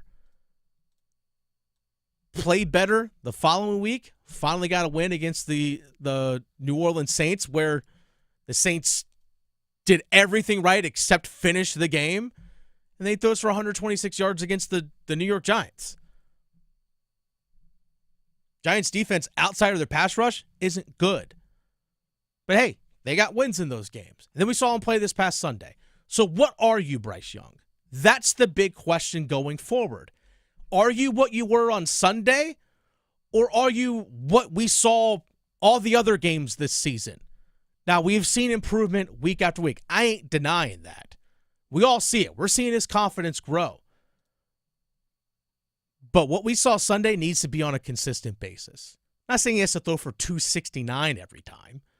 But can you be 230, 240? Being able to handle pressure? Because that's something that I think he did It's hard to quantify. But the way he was able to handle pressure and the way that the Kansas City Chiefs blitzed him like crazy, and the way he stood in the pocket, offensive line did an awesome job. There a couple times Chuba Hubbard picked up blitzes coming up the middle, and he actually stood in the pocket and didn't panic, which is something we've seen Bryce Young do a ton in his career. He didn't panic this time, and he stood in there, and he delivered the ball right where it needed to be, even with pressure in his face. Props to the dude. Props. It was the first time we actually saw it from like beginning to end of a game, him do it. It was great. But what if you go out this Sunday against Tampa and you go $126 and two interceptions? Yeah. Then what good was Sunday? Exactly. What good was it? This is a big division rivalry game, too. Yeah. Team that knows you. Again, a team that shut you out at the end of last season. Now I understand that things are a little bit different. You got a new head coach with different play caller in Canales. Offensive line so much better. Your offensive weapons are much better than what you had last season. But we saw you last year against Green Bay, who was a playoff team. I know Green Bay's defense wasn't that good. Again, throw for 330.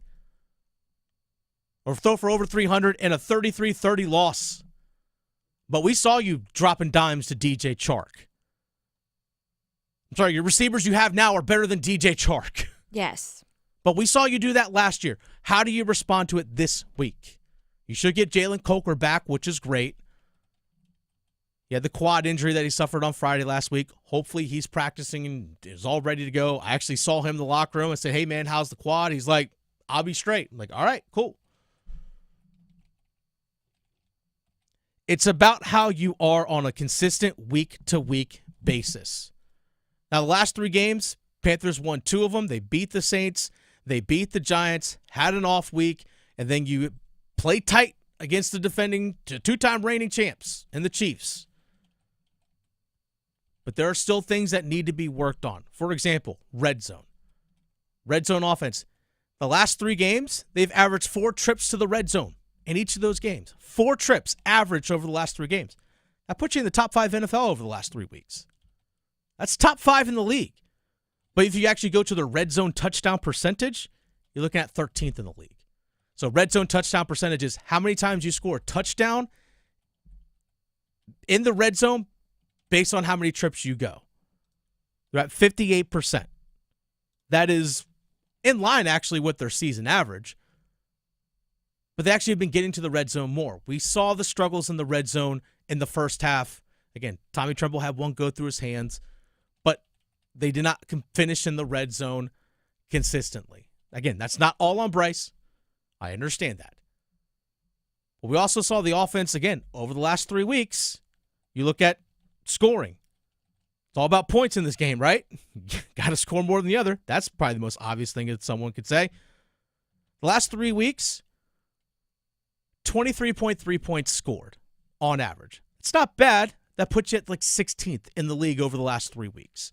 So you're still middle of the pack. That's far from what they were in terms of their season average of about 17, which puts them at 28th or 29th in the NFL. It's improving. I ain't going to deny it. But Bryce Young over the next few weeks, and I think he should start the rest of the season. By the way, I think that should just be a lock. Like, yeah, Bryce is our starter the last 6 games of the year. That should be a lock. But if you go out in this Sunday, lay an egg, next week, lay an egg, then Sunday was a great moment. And it was a lot of fun for a lot of people. And we'll go, hey, remember that game? Remember when? Hey, remember when we almost beat the Chiefs? Don't make Sunday a remember when moment. Make Sunday against the Chiefs be that's where it started. Please. That's where it turned around. I hope so. And you know what? If that's the case, I'll look back in this camera. I'll be on these airwaves, whatever, once again, and say, I got it wrong. Sure. And you know what? I hope I am. I really do. Because I'm tired of this team in turmoil trying to figure out who their quarterback is. I know. I had said on Twitter during the game, I've been watching them since day one. Yeah. And it was actually fun to be a Panther fan again. It was. It's such a weird feeling because it feels like it's been a long time. But it was fun to watch them. Even sitting in the press box, it was like, oh, wow, this is different. Yeah. Now, is that who you are, or is that a cool day? Because I remember a couple years ago, it was 2021, quarterback by the name of Matt White for the New York Jets against the Cincinnati Bengals in 2021. Threw for over 400 yards on 37 of 45 passing. Threw for 405 yards and 3 touchdowns. Yeah, had a couple picks in there. But like, whoa, hey, did you see that? That's what I mean. It was a cool moment. Bryce can't be a cool moment. He needs to be it week in and week out. It's the Adam Gold Show. Dennis Cox sitting in for Adam Gold this afternoon. Victoria producing the show. We've been talking some NFL. Maybe Bryce Young and the Panthers will show up in top 5, bottom 5. Victoria, I want you to lead things off here. I want you to give us your bottom 5. Ooh, bottom 5? Let's lead. I want you to give me your bottom 5. Let's start at the bottom and work our way to the top.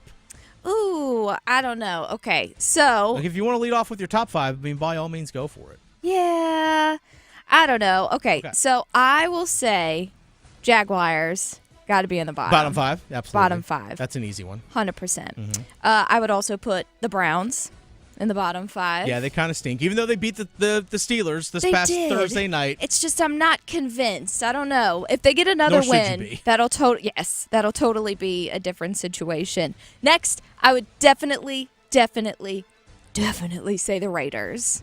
The Raiders are definitely in the bottom 5. Oof. For sure. Let me see. And I'm dabbling between 2 here. I would also say the Saints are in the bottom. Yeah, they're a complete and total hot mess. And then to round it all off, I got to go with the Giants. Yeah, Giants stink. Hot garbage. Yeah, the Giants stink. I'm just going to go and put that out there. They're pretty bad. They're actually going to be my number 32. Nice. Giants. Man, they did Daniel Jones wrong. Daniel Jones, by the way, actually signed with the Minnesota Vikings. Well, look at him, Signed with the Minnesota Vikings. He was like, hey, you know what? Mobile athletic quarterback.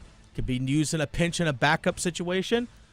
I don't hate the move. No, I don't hate it. The Vikings do love them some seconds. That they do. That they do. Kirk Cousins, Sam Darnold, Daniel Jones. I mean, it's a theme. Hey, whatever works for you, it's a theme. Hey, plenty of seconds tomorrow. That's all I'm going to say. Plenty of seconds tomorrow. All of it. Leftovers are amazing. So the Giants are number 32 on my list. Even though their record they're improving and they're playing better. Obviously, the Carolina Panthers are 3-8 on the season. That's why I'm going to put number 31. David Tepper is number 31. Not the Panthers as a team, the guys on the field. I'm putting David Tepper at number 31 because Mr. Tepper. Mm-hmm. That's the reason why I'm going to put that. And number 30, straight number 30 in this one, I'm going to go with the New Orleans Saints because that situation is tough going forward for them. Yeah. Whomever is their next head coach, good luck. Mm-hmm. Because right now, you're looking at next year being extremely over the salary cap because they've restructured and pushed salary cap money so deep into the future that eventually that bill has to come due. And right now, they're going to have to pay it. So they're going to have to slash and cut a lot of guys just to get under the salary cap, and the best way you're going to have to do to supplement your roster, or at least to fill your roster spots, is going to be a bunch of undrafted rookies next year probably.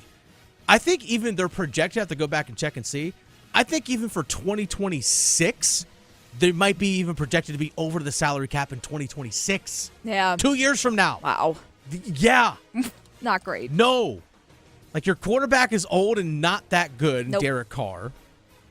Nope. And just, you're going to be talent deficient and in a bad situation. Taysom Hill can only get you out of so many sticky situations. Yeah, well. And he's only going to be there for.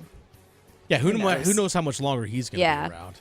So that was number 30 is going to be the Saints. Number 29, I'm going to put the Jaguars. The Jags are bad. They're bad. They're just so bad. I've said this so many times on the show. I'm not a Trevor Lawrence fan. I mean, he might be a great guy. He's a great meh quarterback, but I've never been impressed with what he's done on the NFL field. No, rookie year, I give him a pass. Right. Much like last year, you got to give Bryce Young a ton of pass because of last year, because he had Urban Meyer as his head coach. Yeah. And then that dude was sticking around in bars in Ohio as opposed to flying back with the team after Thursday night football games. Yep. And then eventually quits and kicked kickers and all that kind of stuff. Just an absolute mess of an organization. Apparently, Lawrence has been hurt. I think that's the reason why Mac Jones actually did start a game. I think Lawrence maybe has just been playing through an injury more than we realized this season. Could be. I think that's one of the downsides of it. Yeah. But yeah, overall. So that's 29. And my 28th, so for our bottom 5 of the NFL, Deshaun Watson. Mm-hmm. I'm going to put Deshaun Watson at number 28. Not the Cleveland Browns as a whole, because I actually do think there's some really good players on the Browns team. They're trying. They are. And you know what? They've rallied around Jameis Winston so far. I mean, keep eating W's while they're still there. But Jameis is just pure entertainment. Let's be real. Call it what it is. He's pure entertainment. Speaking of a football team that have a theme with their quarterbacks. Entertainment. Yeah. Well, yeah. Well, there's that. Yeah. There's also. Good point, Victoria. We'll leave it at that. Let's get to our top 5 of the NFL. I like it. Let's go. Okay. So mine in particular, I'm going to start from the bottom of the top 5. Okay, so 5 up to 1. Yes. I'm going to say the Eagles. This is difficult because. Really? Okay. Yeah. Once you see my top 5, I'll say what. But all right. Eagles only because I'm curious with Nick Sirianni not going for field goals when he should have. Mm-hmm. I'm hoping he's learned from his mistakes, but I don't know. I don't trust it because, Eagles playoffs, it's not reliable at all. No, then it's not. I would say the Ravens.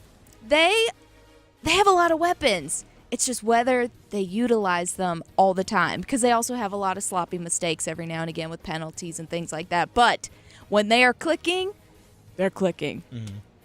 Next, the Chiefs. Okay. Chiefs. Patrick okay. Mahomes You're and 4. company.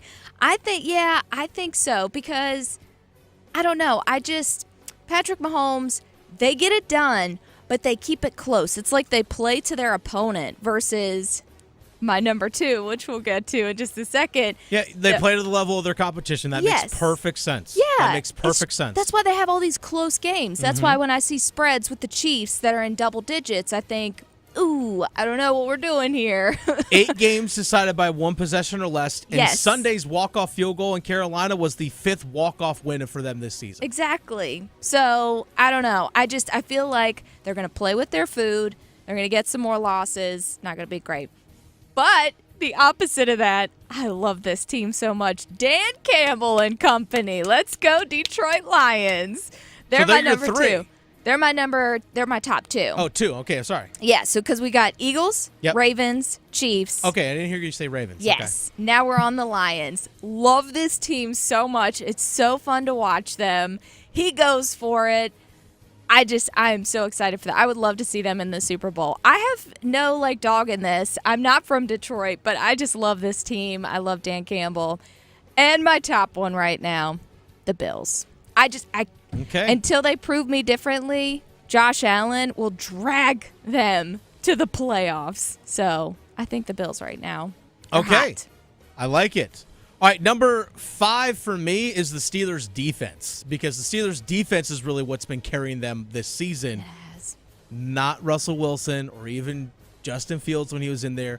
It's the Steelers' defense that's been consistent all year. Give me the Steelers' defense at number 5. Number 4, it's Saquon Barkley. Oh, gosh. He's the one that's been dragging that team. He has wheels for feet. It's crazy. It's amazing what that dude has been doing this season. Fast. So number 4, it's Saquon Barkley. Number 3, it's Andy Reid because he still finds a way, no matter who's hurt, who's playing on his team, to still find a way to get things done. He's one heck of a coach. So I'm going to go Andy Reid Bundle of as my number 3. And his Nuggies. Have you seen those commercials? Those commercials are funny. They really are. Number 2, Josh Allen. Yes. Talk about dragging your team through it. Yes. It's amazing. He lost his 2 top receivers, yet he's playing as good as ever. And he's still winning. I know they had a game earlier this season. I think it was against Houston where he only threw for, 30%. Did not play well at all as a whole. But guy's still playing great football this season right now. He was my pick for MVP at the beginning of the year. And my number 1 is Dan Campbell. Yes. It's Dan Campbell. You were talking about the Detroit Lions are everyone's darling right now, it feels like. And it's totally understandable because this is where I think, I say this as a former coach, having coached college lacrosse. Nowhere near the same as coaching in the NFL, but the principles I think still apply. This is where I think as a head coach where you set the culture for your team and the mentality of your team going forward. You don't have to get an awesome play caller to be your head coach. You need someone that's going to make sure that everyone is on the same page and going in the right direction. That's what Dan Campbell's doing. He started that the first day he got there. I remember watching Hard Knocks when the Detroit Lions were on part of Hard Knocks, and some of the players were wondering, like, well, why are we like hitting so heavily and stuff early in the season? He's like, look, I'm trying to establish something. Like, he's a former NFL player. Yep. He gets it. He's like, guys, I know exactly what you're going through. I know exactly what you're talking about. What we're doing right now, it's not easy, but it's about setting a culture for us in the future going forward that's going to pay off in the long run. And you can see how emotionally he gets just loving his players. Of course, because he's like, guys, everything you've been through, I've done it. Yeah. I've even worn the uniform that you're wearing right now. He's relatable. He cares. Yes, 100% cares about his team. And you've seen that culture turn. And also, Brett Holmes, their general manager, by the way, North Carolina A&T graduate. North Carolina guy. And they asked Ben Johnson, offensive coordinator, who's a North Carolina guy. Yep. Played at UNC. He's from Asheville. He's North Carolina. Look at these North Carolina guys Oh, getting yeah. it done up there in Detroit. Let's go. Let's go. But still, they established the culture that they wanted to have, and they drafted super well and found the right people that fit their culture. It was so weird to say this. This offseason when Dan Morgan and Dave Canales, as Chris Lee and I like to affectionately call them, the alignment, they're right here. The alignment, they're right here. Yep. The alignment. Those two together, I said, if they followed Detroit's model of how they built their team and their organization, that's the way to follow it. I would love that. It's weird to say, hey, we should do what the Detroit Lions are doing. Yeah. 5-10 years ago, you would have been like excuse you? What? I'm sorry. I'll have some of what you're having. Yeah. Is that a Thanksgiving? Yeah, exactly. Something special's been mixed into this casserole. Yeah. But that's real. What they have built over there is real. The way they acquired draft picks and acquired young talent and developed some talent from within. And they rewarded talent. For example, Aleem McNeil, defensive lineman, just got paid earlier this season. Drafted out of NC State, third-round pick. A third-round pick a few years ago, got paid from right here in Raleigh. Went to Sanderson High School. So talk about more North Carolina guys getting it done in Detroit. But again, homegrown talent, a guy they found in the middle rounds that they developed. Sam Laporta was a second-round pick. One of their tight ends. Brian Branch, part of their secondary, second-round pick out of Alabama. They've done a really good job of building up some of these really good players and finding really great players in the draft. Amon-Ra St. Brown, same thing. Yeah. Same thing. So, yeah, props to Dan Campbell. Mm-hmm. Like biting all the kneecaps. Hey, you know what? People made fun of him. Oh, I love it. I was like, but guess what? Now you can't get enough of it. Exactly. Now you can't get enough and of we're the guy. still saying it. It's fantastic. I know. I love it, too. It's the Adam Gold Show. Dennis Cox sitting in for Adam Gold this afternoon, getting you set for Thanksgiving. On the other side, you know what? We need to stretch Victoria. We also need to play some bets. Raleigh to Boone, Charlotte to Chapel Hill. Your Carolina is covered. Adam Gold on the North Carolina Sports Network. I am Bruno Hinojosa and I live in Asheville. I work in construction and I just enrolled in NC Medicaid. I went to their website, applied, and got covered. Doctor visits, yearly checkups, and even emergency care if I need it. Being a business owner can be stressful at times, but knowing that I got covered, it just takes weight off my shoulders. And I can get the care that I need when I need it at low or no cost. And it's one less thing I need to worry about now. NC Medicaid is for more people.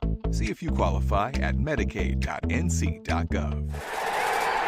As fall championships begin, the Governor's Highway Safety Program would like to remind you to buckle your seatbelt when traveling home from today's events. Whether you're driving out of town or across town this holiday season, wearing a seatbelt is your best defense against injury or death in a crash.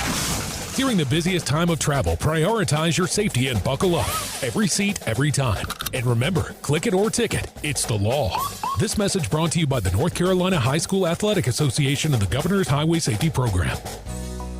Are you looking for a 2-year hands-on agricultural degree while still gaining the university experience? I'm Lee Ivey, Director of the Agricultural Institute at NC State University. We offer 6 associate's degrees that span the agricultural industry and set our students up to meet their goals. Come live on campus, learn on our farms, and be a part of the NC State community. Learn more about our program online by searching NC State Ag Institute. 2 years, 1 degree, endless possibilities.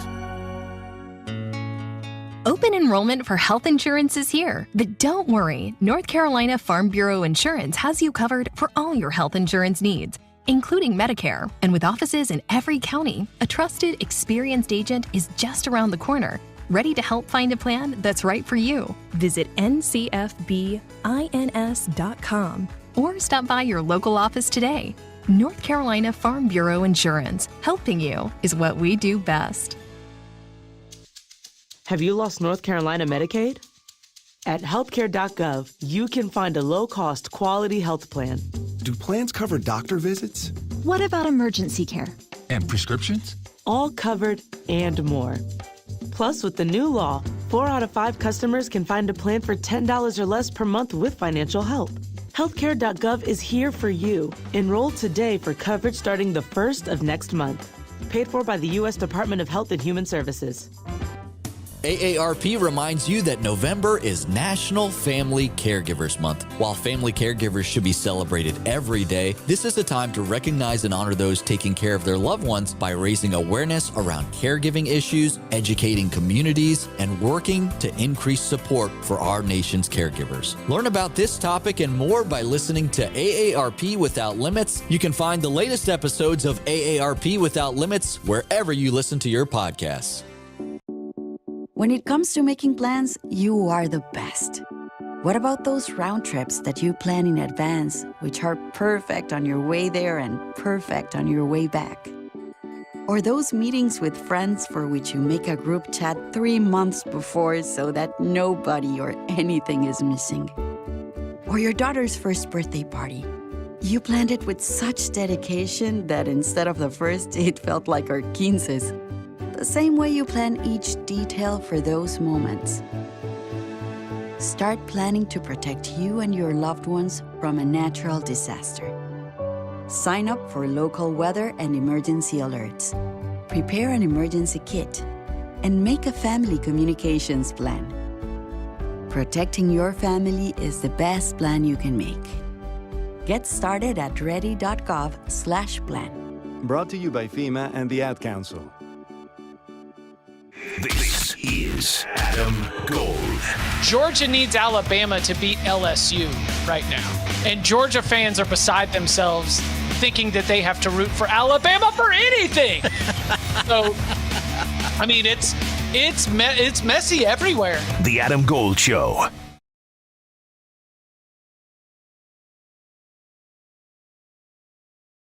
I wonder if any college football games will pop up as we place bets coming up here in just a little bit. But Victoria, it's that time. By the way, Dennis Cox sitting in for Adam Gold today. Getting ready for Thanksgiving. Time to stretch. Always important to do that. Always forget, though. But first up, so do you watch the Macy's Thanksgiving Day Parade? Sometimes I'll tune it in for a little bit. It's good for the background. Yeah. Oh, yeah. No, it's perfect for the background. Sure. Always. It's like a tradition when I make my little breakfast casserole for Thanksgiving. So just in case you do watch it, there's some fun little facts that I was reading. I did not know this. This year marks the 100th anniversary for the Macy's Day Love Parade. it. Let's go. 100 years? Some traditions should never go away, this being one of them. I know. And this actually started, I did not know this, so it started back in 1924, 100 years ago, but it happened because store employees, from Macy's, marched the Herald Square dressed in vibrant costumes. They did have floats and bands and things like that, but it was more Christmas themed back then rather than Thanksgiving. Also, they made it an annual tradition because the first one attracted 250,000 people. Now, this is in 1924. 250,000 people. That's, we didn't have the interwebs to tell us to go to it. The balloons debuted 3 years later, so that took a second. I love the balloons. I know, it's the best. I think my favorite one was like a Bart Simpson on a skateboard. I know. Well, the first one was Felix the cat. Oh, yeah? I did not know that. And I was also reading the one that's appeared the most float-wise is Snoopy. He's appeared 43 times. That That's makes a sense. tradition, so there you go. You remember a few years ago, I think it was the Macy's Thanksgiving Day Parade, Yeah. where it was the Barney one that got like ripped apart because like they were trying to hold it because like there's yeah. some really gusty winds or whatever it was, and it ends up getting like torn apart. So I was like, oh my Yes. gosh, we saw Barney just get ripped up. Exactly. Well, and Never that forget brings that. to another fun little fact. So apparently New York City is also possibly going to see some rain like we are in North Carolina. Yeah, we are. Gross. But the parade's still going to happen, rain or shine. If it gets super windy, then they may like keep the balloons grounded, as they say, which they had to do back in 2019, which may have been Barney. That may have been the year of Barney exploding. I have no idea, but that's going to happen regardless, even if it's rain or shine. Now, the singers on the parade floats, in case you were wondering and didn't know this, even though it's very obvious, they are all lip syncing. They are all You lip don't sync- say. Exactly. The floats are not equipped to deliver the proper sound qualities, so if you have a debate on whether this is real or not, they're lip syncing. So, yeah, there you go. No more debating. And Macy's Day Parade uses the second most helium out of anything. The only other one is the U.S. government. The U.S. government? Where do they store all that? No wonder there's a helium shortage. Exactly. The government took it all.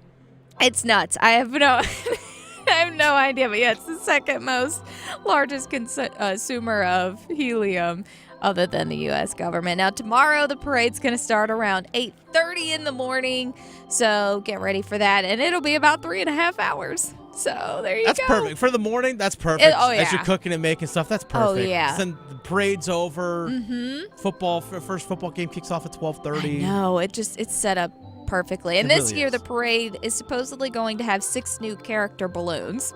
Oh. And 7 new floats.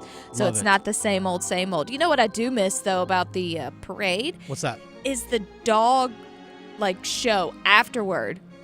Now, you remember they still have the one where they're fancy, like the fancy show type dogs. They still Okay. have that one. But back in the day, they used to have it where the dogs were, running and jumping into the pool and, catching stuff. Man, I miss that. It's so cute. I love anything dog I'm not related. gonna lie, I don't so recall that. I loved it so much. I love anything dog related. Now, here's a gross hack in case you are traveling. I know a lot of people are traveling. Like me today. Okay, well, hopefully you're not having to stay in a hotel that might have bed bugs. Yeah, Gross. definitely don't want that. But according to an exterminator, this might baffle you.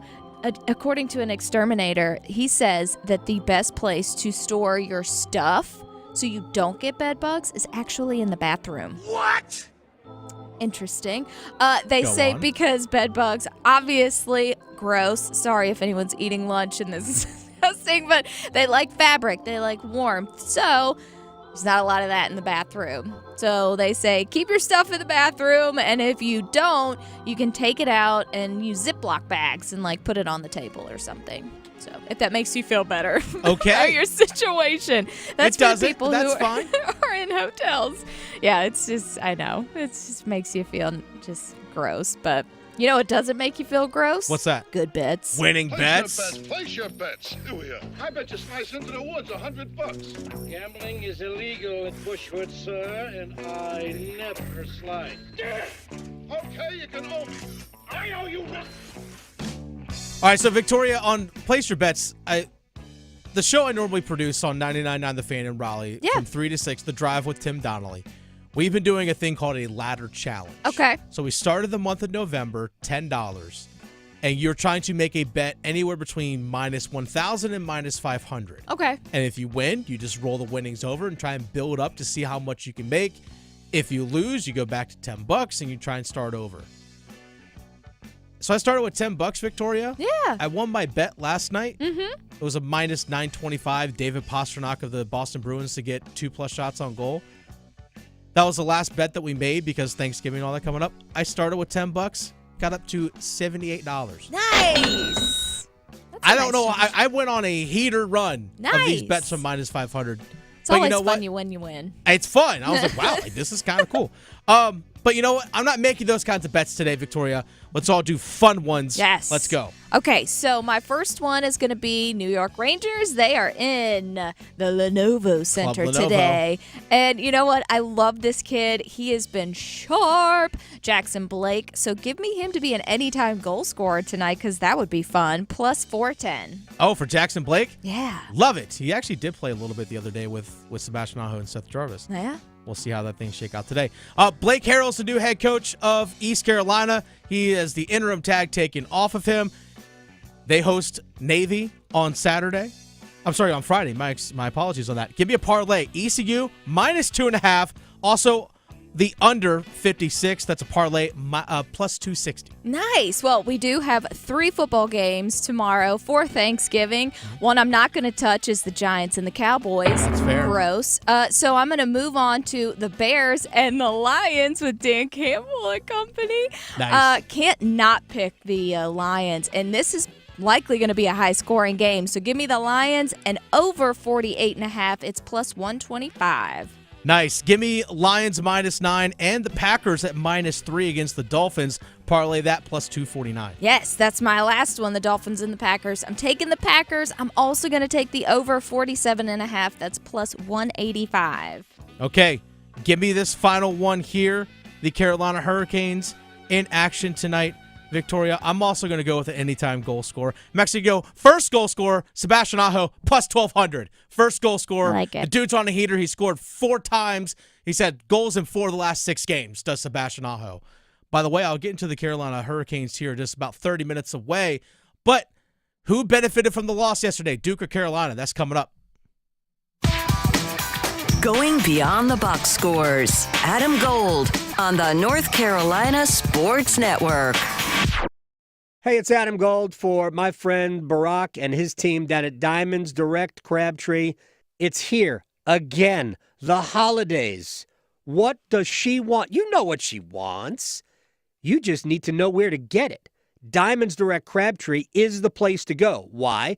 You will pay less for the best diamond and fine gemstone jewelry anywhere. I promise you. It's the best stuff you've ever seen, and at prices you will go, that's it? That's right. You're buying directly from the diamond manufacturers, so you will save money. And on top of that, as we get closer to the holiday, we are going to have major designers flying in with great new stuff, all at 20% off their already low prices. Stay tuned for dates on that. Diamonds Direct Crabtree. You can shop online, diamondsdirect.com, but you want to go to the showroom on Glenwood Avenue in front of Crabtree Valley Mall in Raleigh. Old Spice Swagger Holiday Pack, perfect for a gift to treat yourself. 24/7 holiday freshness with daily use can smell your bestest. I'm gonna be smelling great all season. Old Spice scents just can't be beaten. Chock full of value, saving that green. Got the essentials needed to feel clean. Deodorant, hair, body wash, and spray. Celebrate your holiday the Old Spice way. Ho ho ho ho ho ho ho ho. Get your dream Honda during Happy Honda Days with a CR-V hybrid, Accord hybrid, Civic hybrid, or the all-electric Prologue. For a limited time, well-qualified buyers can get a 2.9% APR on a 2025 Honda Accord hybrid, a 4.9% APR on a 2025 Civic hybrid, a 3.9% APR on a 2025 CR-V hybrid, and a 0.9% APR on a 2024 Prologue. Brought to you by your local Carolina Honda dealers. Contact your local Carolina Honda dealer today. See dealer for financing details. Exclude Civic Si and Type R. Hi, it's Jonathan Cotton, and people often ask me, what is the Good Feet store? A shoe store? I respond, we are an art support store. Haven't you spent enough time trying different shoes and all the disposable products that are supposed to make your feet feel better? Go to goodfeet.com to make your appointment today. Martha was ready to switch to a career in IT. There's always a need for IT specialists, especially with AI coming out and cybersecurity. It's practically recession-proof. My Computer Career even provides job placement help. The career specialists, they're very helpful. They care about you as a person. You're not just a number to them. I would would recommend My Computer Career wholeheartedly to anyone. Take the free career evaluation today. Become an IT pro in just months with zero experience at mycomputercareer.edu. Not available in Washington State. Global Golf, home to the best deals in golf, has all the best holiday gifts for the golfer in your life. Get huge deals like pre-owned drivers starting at $50 and golf shirts starting at $15. Plus special savings on this year's hottest clubs from TaylorMade, Callaway, and more. Global Golf Retail Store located on 7320 ACC Boulevard, North Raleigh. Open Monday through Saturday, 10 to 6. Home to the world's largest selection of pre-owned golf gear. Harbor Freight knows tool people like to keep busy. But with our Black Friday sale coming up Thanksgiving weekend, you'll want to free up some time. We're talking deals like our 5,000-watt generators under $800, 17-foot ladders for $99.99, and 40% off Icon Pro socket sets. Whatever you do it for less at Harbor Freight. Valid until 12/2/24 while supplies last. Limitations apply. This hour of the Triangle Sports Leader is powered by Ritchie Law Firm, injury lawyers. Ritchie Law is on top of it. Go to ritchielaw.com. That's richielaw.com. Youth Advocate Programs is a community-based alternative to youth incarceration, congregate placement, and neighborhood violence. Learn how at yapinc.org. WCMC HD1 Holly Springs. Take us with you on the radio, Instagram, TikTok, Alexa, and YouTube. 99.9 The Fan, the Triangle Sports Leader.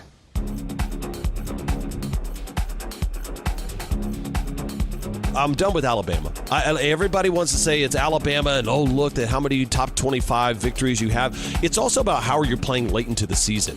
I can see the way Ole Miss lost to a surging, really good Florida team that has found who they are. I can almost understand that. What I cannot understand is Alabama and just the atrocious play of Jalen Milroe to lose that game 24-3, not even look competitive. Yeah, I think Alabama's done, and that's okay with me. You have 3 losses on the season. You lose to Vanderbilt. You lose to a 5-5 Oklahoma team, now 6-5 Oklahoma team. Yeah, I'm done with them in the college football playoff. 3 losses, get out of here. Get out of here. Dare I say, Victoria, the college football playoff committee actually got it right? What? Dare I say? That would be crazy talk, but maybe not crazy talk. Dennis Cox sitting in for Adam Gold. Let's go ahead right into college football playoff talk here as we get to the Wall of Sound. The Wall of Sound is a function of this studio. There's no doubt about it. The college football playoff committee, I think, actually got it right. Mostly. I'll read you the top 15 real fast, just to refresh your memories. In case you don't even know, I'll inform you now. Number 1, Oregon. They're undefeated. Makes sense. Number 2, Ohio State. Their only loss this season. To number 1, Oregon. Makes sense. Number 3, Texas. Had a bad loss. I say bad loss. They lost badly, I should say, to Georgia. But overall, they've looked good, even though their schedule hasn't really been the toughest. I think people were like, wow, they blew out Michigan. That was kind of a great win to start the year. Turns out Michigan, Number 4, Penn State. Their only loss is to Ohio State, and, well, that makes sense because that's what Penn State does. They lose to good teams. But, hey, we'll keep rating them high. Number 5 is Notre Dame. Yeah, you beat Texas A&M, but how good's that looking now? They have 3 losses. That was the first game of the season. Okay, cool. And you lost to Northern Illinois. That's probably my biggest gripe is Notre Dame, number 5. I think number 6, Miami, should be ahead of Notre Dame. Their only loss this season, Georgia Tech. Pretty decent football team. They don't have that quote-unquote signature win, though. Number 7 is Georgia. They have a couple losses this season, but they've had a tough schedule, including a team they beat, number 8, Tennessee. Volunteers also have 2 losses on the season. Number 9, SMU. Let's go, ACC. So proud. Let's go, ACC. Number 10, Indiana. They dropped down from 5 to 10 after the loss to Ohio State, where they got blown out. Number 11, Boise State. Number 12, Clemson. Bama at 13. Ole Miss 14. South Carolina 15. All 3 lost SEC teams. They're out of it as of right now. I'm okay with it. Heather Dinich, ESPN. Biggest takeaways from the latest rankings of the college football playoff. It's that the ACC has a chance to get 3 teams in. Just a week or two ago, it was 1 team. This is the first time they've had 2 teams in the top 10 with SMU and Miami.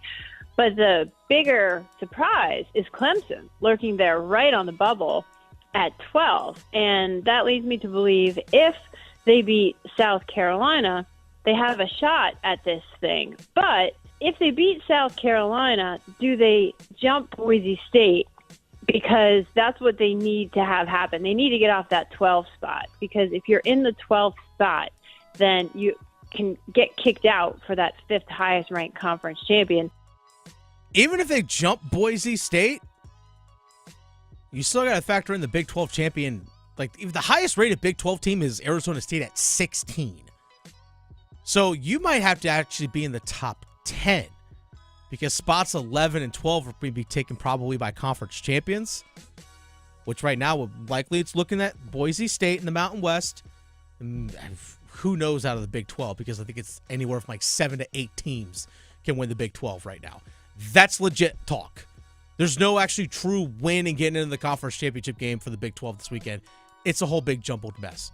So really, Clemson might actually have to get into the top 10. Can they do it? Well, Heather Dinich. Why is the SEC in trouble, but also why is the ACC in pretty good shape?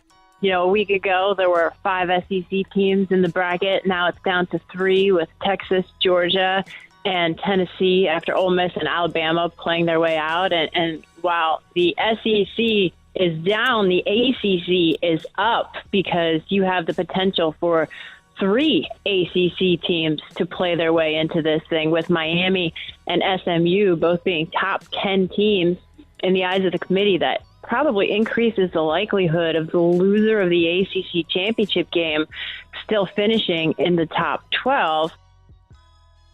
All right, so we need things to be guaranteed to happen. We need USC, who hosts Notre Dame this weekend, win.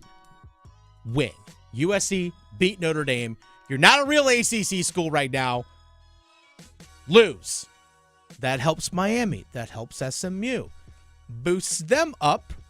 Hopefully SMU and hopefully Miami don't mess around with their food. You can do that Thursday on Thanksgiving. Like you said, Victoria, you could do that. Yep, plenty of opportunities. Plenty of chance to do that. But on Saturday, don't mess around and find out. Okay? Take care of business. Get to the ACC championship game with only 1 loss. SMU plays Cal. Take care of business. Miami plays Syracuse. Take care of business. Syracuse, I saw them play when they came to NC State. I was at that game. That offense can move the ball. Kyle McCord can sling it. Hopefully Miami's defense actually shows up, because they really haven't been doing that a whole lot this season. But there are chances, hopefully, we see these teams take advantage of the opportunities regarding the ACC. It's amazing to think that we could have 3, Victoria. Let's make it happen. Yes. Let's make it happen. I love to see it. Clemson, blow out South Carolina on Saturday. Blow them out. Make it, leave no doubts. All right, so that happened last night. Also, what happened last night, some major college basketball games took place. I'm talking top 15 matchups. Kansas, number 1 in the country, faced Duke. Duke loses that one, 75-72. John Shire, head coach of Duke basketball. They're young guys. Cooper Flagg, Con Knipple, Common Wallawash, 3 freshman starters, including Caleb Foster, who's a sophomore starter. How have these younger guys handled these big games? They've handled it great.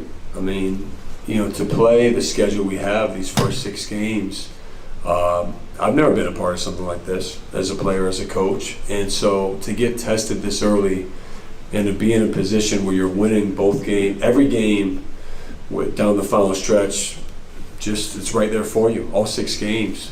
I think says a lot about the potential that this team has, but also the character right now that we have. To me, it's character. It's either you have a competitive spirit or you don't. And to come off a war against Arizona Friday and then come right back against these guys, I think it says a lot about our group that we just kept fighting. You're going to need that come March. Yeah, you play back-to-back games away from your home floor at Arizona, in Arizona, on their campus, and then Kansas on a neutral site out in Vegas. Guess what happens when you get into March? You're going to be playing teams like that back-to-back. That is the equivalent of basically going like Sweet 16, Elite 8 right there. That's what you're going to face. And it's good to get that experience now in November so you can draw upon that late in the season. Heck, it could be February when they're playing against NC State or playing against Carolina, which we'll get into here in a second. And you say, hey, guys, remember when we played against Kentucky? Remember when we played against Kansas? Remember when we played against Arizona on the road? And you're at the Dean Smith Center? Hey, guys, this isn't nothing new. You've handled this before. Now, Duke does have to play Auburn, who North Carolina lost to last night. Number 4, Auburn beats number 12, UNC. The final score of that one was 85-72. Something that Auburn did really well. They attacked down low against UNC. The lack of size, I think, was noticeable for North Carolina, especially defensively. Johnny Broome, 23 points, 19 rebounds. I think the guy had 7 points in the first 2 minutes of the game. He was everywhere. He even stepped out and shot threes at 6'10". Hubert Davis talking about how Auburn really put the stress on them defensively. From a defensive standpoint, I felt like they were running their offense like they do in shoot-around. They just didn't feel us defensively at all. There was no presence for us defensively. We had spurts, but nothing sustained on the defensive end. And, one of the things that I always talk to the team about is for us to be good, we have to live and dwell in the trenches. And what's in the trenches are the loose balls, the rebounds, the setting screens, getting through screens, those toughness plays. And Auburn won all of them the entire game. And they were better than us.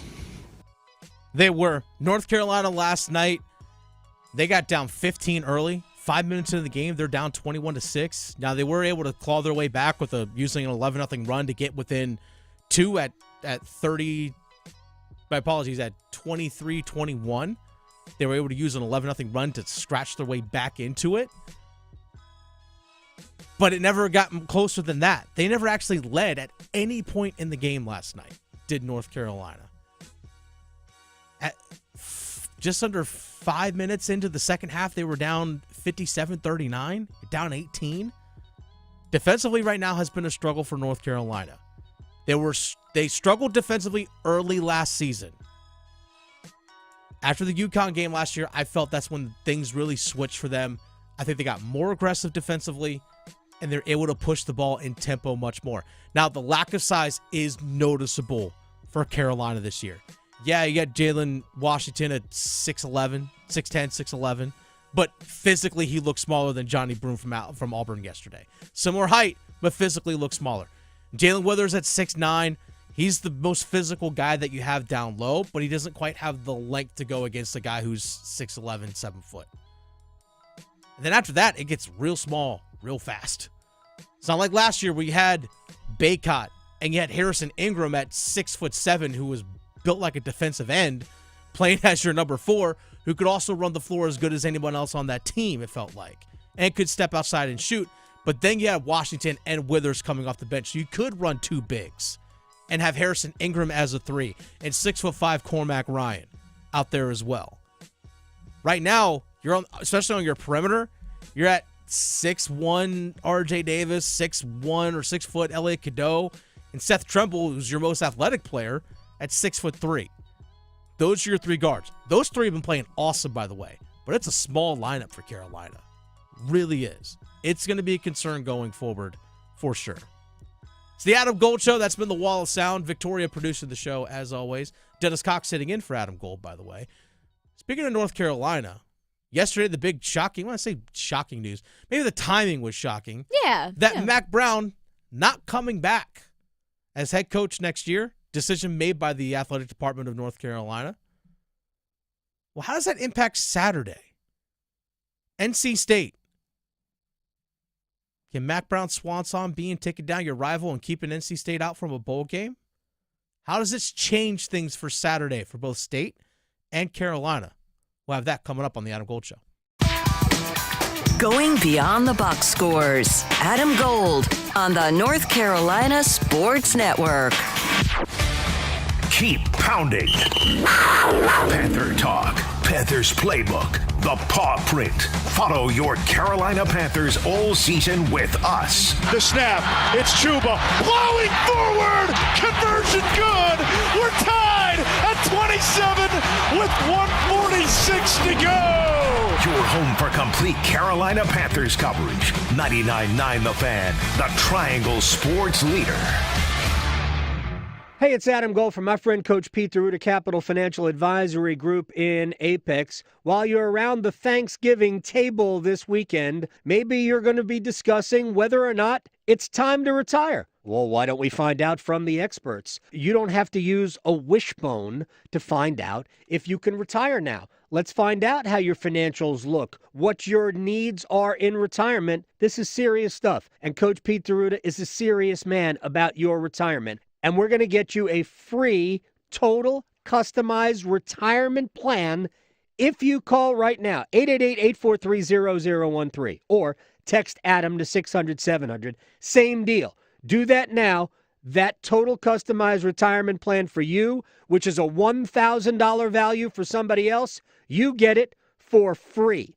Coach Pete DeRuta, Capital Financial Advisory Group in Apex, so you can retire on your terms when you are ready. Call Coach Pete today. It's bow time. It's not just football season. It's tailgate season. And that includes every kind of football, whether it's got goalkeepers or goalposts. The kick is good! Because it doesn't matter where or how you tailgate. When you've got crispy chicken and fluffy buttermilk biscuits from Bojangles, your tailgate is better than great. It's legendary. Head to Bojangles and order your tailgate box with boldly seasoned chicken, fixins, biscuits, and legendary iced tea today. It's bow time. Planning a tailgate? Then it's bow time. Bojangles has everything you need for the perfect tailgate, no matter how many fans you're trying to feed. There's the original tailgate, the super tailgate, and for a really big crowd, the jumbo tailgate special. And if you like your chicken off the bone, choose the Supreme's tailgate special that includes 12 perfectly seasoned tenderloin fillets. So grab the tickets, get that Bojangles tailgate special, and go. It's bow time. 'Tis the season to make memories that will last a lifetime. This Christmas, give the gift of love and commitment with a stunning engagement ring from Bailey's Fine Jewelry. Take it from me, Marcy Bailey, an engagement ring is the gift of a lifetime. Unlock the magic of the season with a holiday proposal. At Bailey's Fine Jewelry, we understand that every love story is unique, and that's why we offer the widest selection of exquisite engagement rings to fit every style and budget. Bailey's provides an incredible 30-day money-back guarantee and a unique 100-day price protection, making it easier than ever to give the gift of forever this Christmas. Oh, and if you're already married, maybe it's time for Santa to upgrade your ring this year. Bailey's Fine Jewelry is voted best jeweler and best place to buy a diamond. We've made Christmas dreams come true since 1948. After all, every woman wants a Bailey box under the tree. A new game has landed in North Carolina. Officials are calling this new species of game Cash Pop. So easy to play, it's out of this world. Reports confirm you just pick and match one number to win up to $2,500. With 5 drawings every day, cash landings have been cited across the state. So be on the lookout for Cash Pop from the North Carolina Education Lottery. The wins are out there. Must be 18 to play. See Cash Pop prize and odds chart at nclottery.com for details. Problem gambling helpline 877-718-5543.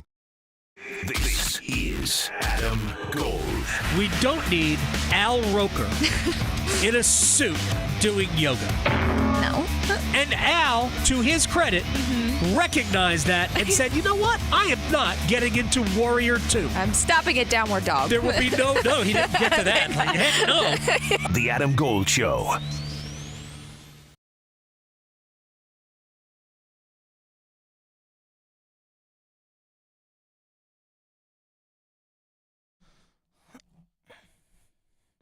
I'm curious to see what Saturday is going to look like. 3:30, Chapel Hill. Yes. At Kenan Stadium when North Carolina welcomes in NC State. I'm curious to see what that is going to look like from both a on-field perspective, from a fan perspective. Dennis Cox sitting in for Adam Gold this afternoon, Victoria producing the show. Because North Carolina, it was announced yesterday, I'm sure many of you heard. If you're not, just going to catch you up here real quick. It was announced that North Carolina is relieving Mack Brown of his duties, basically, at the end of the season. Now, Mack Brown, by all accounts and by all reports, was telling people that he was planning on coming back next season. Wasn't going to retire. Hey, I'm coming back. Yeah, my intent, my plan is to come back. Well, I think that kind of forced the timeline a little bit when it comes to North Carolina, and when they made this decision or announced this decision that they are going to move in a different direction at head coach. Mm-hmm. They're going to let Mack Brown coach this Saturday. Hey, we're going to let you coach the final game of the regular season, but we're moving on. We're heading in a different direction. I highly doubt that he's going to coach the bowl game. I don't think that's what you want as an athletic department. If you're making this decision to move on from him, you're going to move on from him. Right. Let's call it what it is. But I'm curious to see what things are going to look like on Saturday. Me too. For example, home game for North Carolina.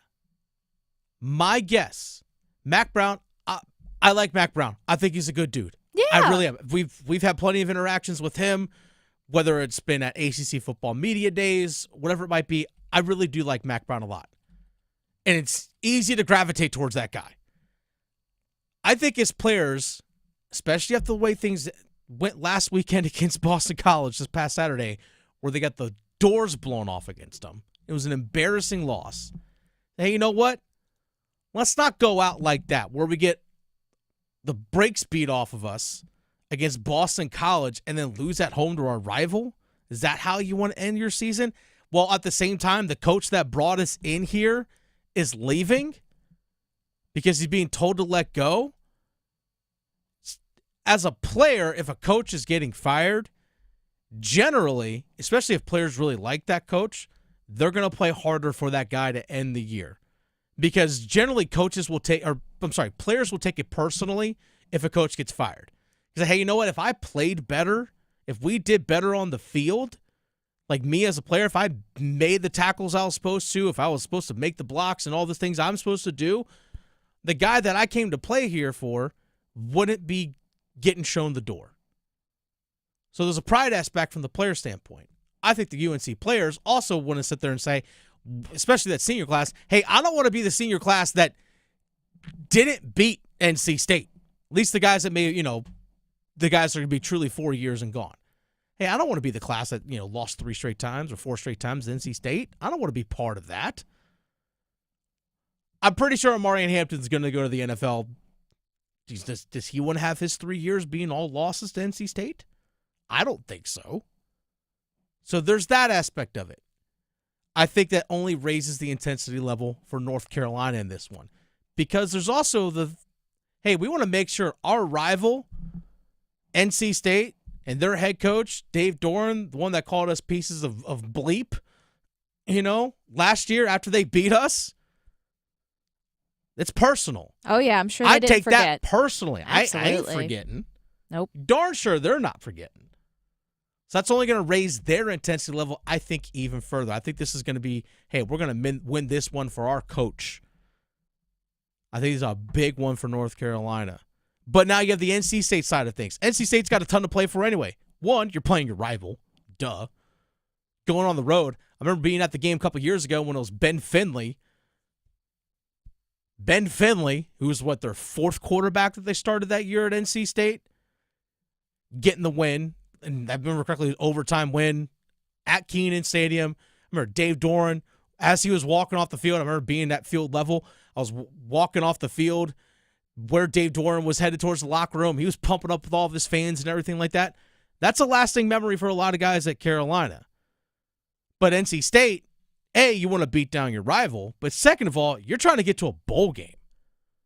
You're trying to get to a bowl game. The last thing you want to do is lose to your rival if you're Dave Doran and not make a bowl all at the same time. Does the firing of Mack Brown impact the level of intensity for this game coming up? Well, Dave Doeren, head football coach of NC State, addressed that. I don't think it impacts us. Obviously there's going to be an emotional response, you would assume, from their team, and you would expect that. But I expected it anyway, I expected them to play really hard and give us their best, and obviously this, for them, is another incentive. But for us, it's just, no matter what's happening on that sideline, we got to make sure ours is right. We got to go in there with the right frame of mind and understand that the emotions of rivalry games are great, but the execution is how you win. The fundamentals, the finish, the ball security, and that's what we're going to be focused on. All great points. The intensity is going to be there.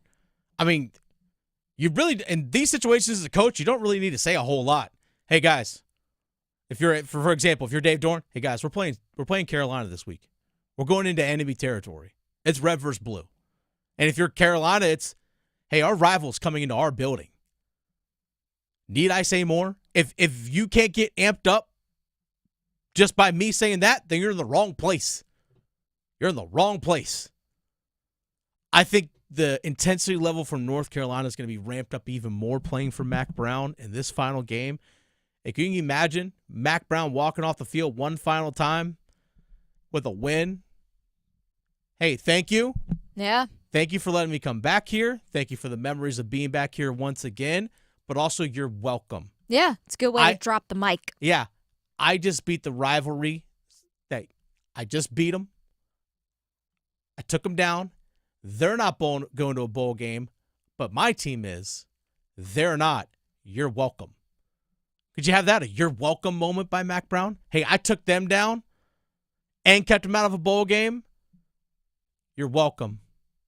As he says thank you. And I honestly, I hope that the fans at UNC do show love and appreciation for the turnaround that Mack Brown brought back to Carolina after the Larry Fedora era. I'll just leave it at that, the Larry Fedora era.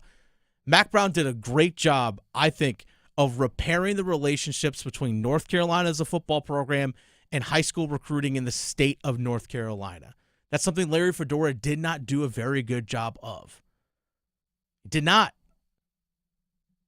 There are a lot of great players that were in the state of North Carolina when Fedora was here that left. And a lot of really good talent that ended up going to NC State. There are guys like, for example, Peyton Wilson, who's now with the Pittsburgh Steelers, all-everything National Defensive Player of the Year for NC State last year, was originally a North Carolina commit, flipped to NC State. Some other great players that have played in recent season. Aleem McNeil went to NC State from right here in North Carolina.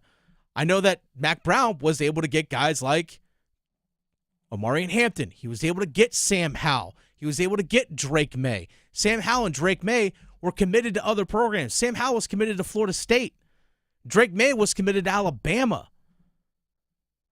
And he was able to flip them to come back and stay in the state. That's something Mack Brown did a good job of. Repairing the relationships of football in the state of North Carolina for UNC. He did an awesome job of that. And Mack Brown, I will say this, left the program better than when he took it over. That is true. Now, was it to the level that people wanted? Probably not. That's probably the reason why he's getting shown the door. But it's in a lot better situation than when he took it over. I can't wait for Saturday. Saturday, I don't... Oh, yeah. These two teams don't have to be ranked. Like, it's just... It's going to get... It's like one of those ugly games. And intense in a good way. Yeah, you should watch even if you don't care. Like, even if you don't care about either team, it's still going to be a great game. I think NC State has more to lose in this one. Because if, for example, if Carolina loses, okay, your coach is getting fired anyway. You don't have any questions about that. You're still going to a bowl game, so you can still practice and do all those kinds of things. Now, there's still questions about who's sticking around in terms of what coaching staff is going to be staying around, what players are going to stay around. There's roster management when it comes to actually playing in your bowl game. That's a challenge for any football program, but especially more difficult for a team like North Carolina, especially when you've already seen a lot of commits, a lot of commitments decommit, Players are going to be entering the transfer portal, all those things. So roster management is going to be tough going into the bowl game. That's a fact. But NC State, if they lose, you don't get the bowl game, you don't get the extra practices, and losing to your rival once again, not good. Not good for Dave Doran, who's trying to rebuild things, because a lot of teams will look at it and say, or players look at it and say, hey, well, wait, you guys didn't even make a bowl game? Why should I come play for you? Why? I think there's more to lose for NC State in this one. It's the Adam Gold Show. Dennis Cox sitting in for Adam Gold this evening. Thanksgiving's tomorrow. Thanksgiving's tomorrow. I don't know about you. I'm excited to eat. I'm hungry right now thinking about it. Is Adam feeling pumpkin pie?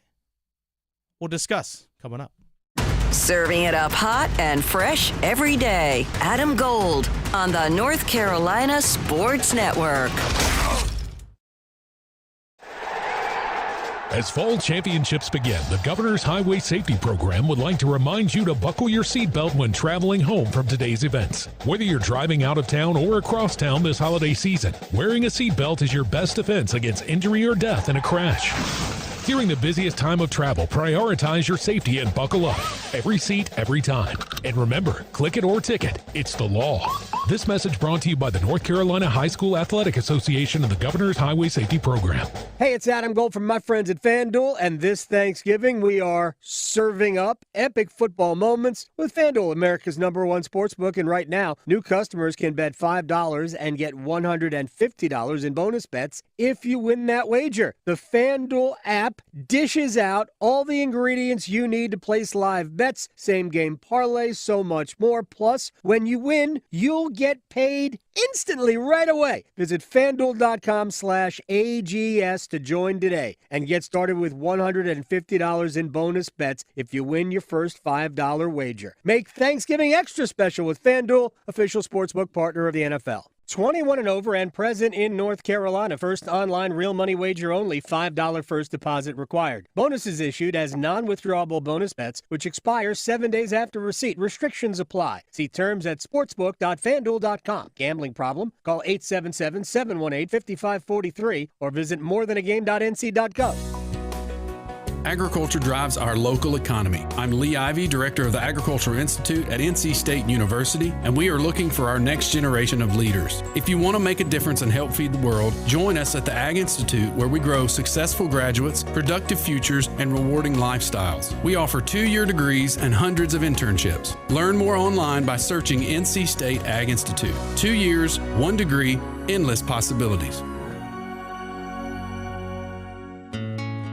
Open enrollment for health insurance is here. But don't worry, North Carolina Farm Bureau Insurance has you covered for all your health insurance needs, including Medicare. And with offices in every county, a trusted, experienced agent is just around the corner, ready to help find a plan that's right for you. Visit ncfbins.com or stop by your local office today. North Carolina Farm Bureau Insurance. Helping you is what we do best.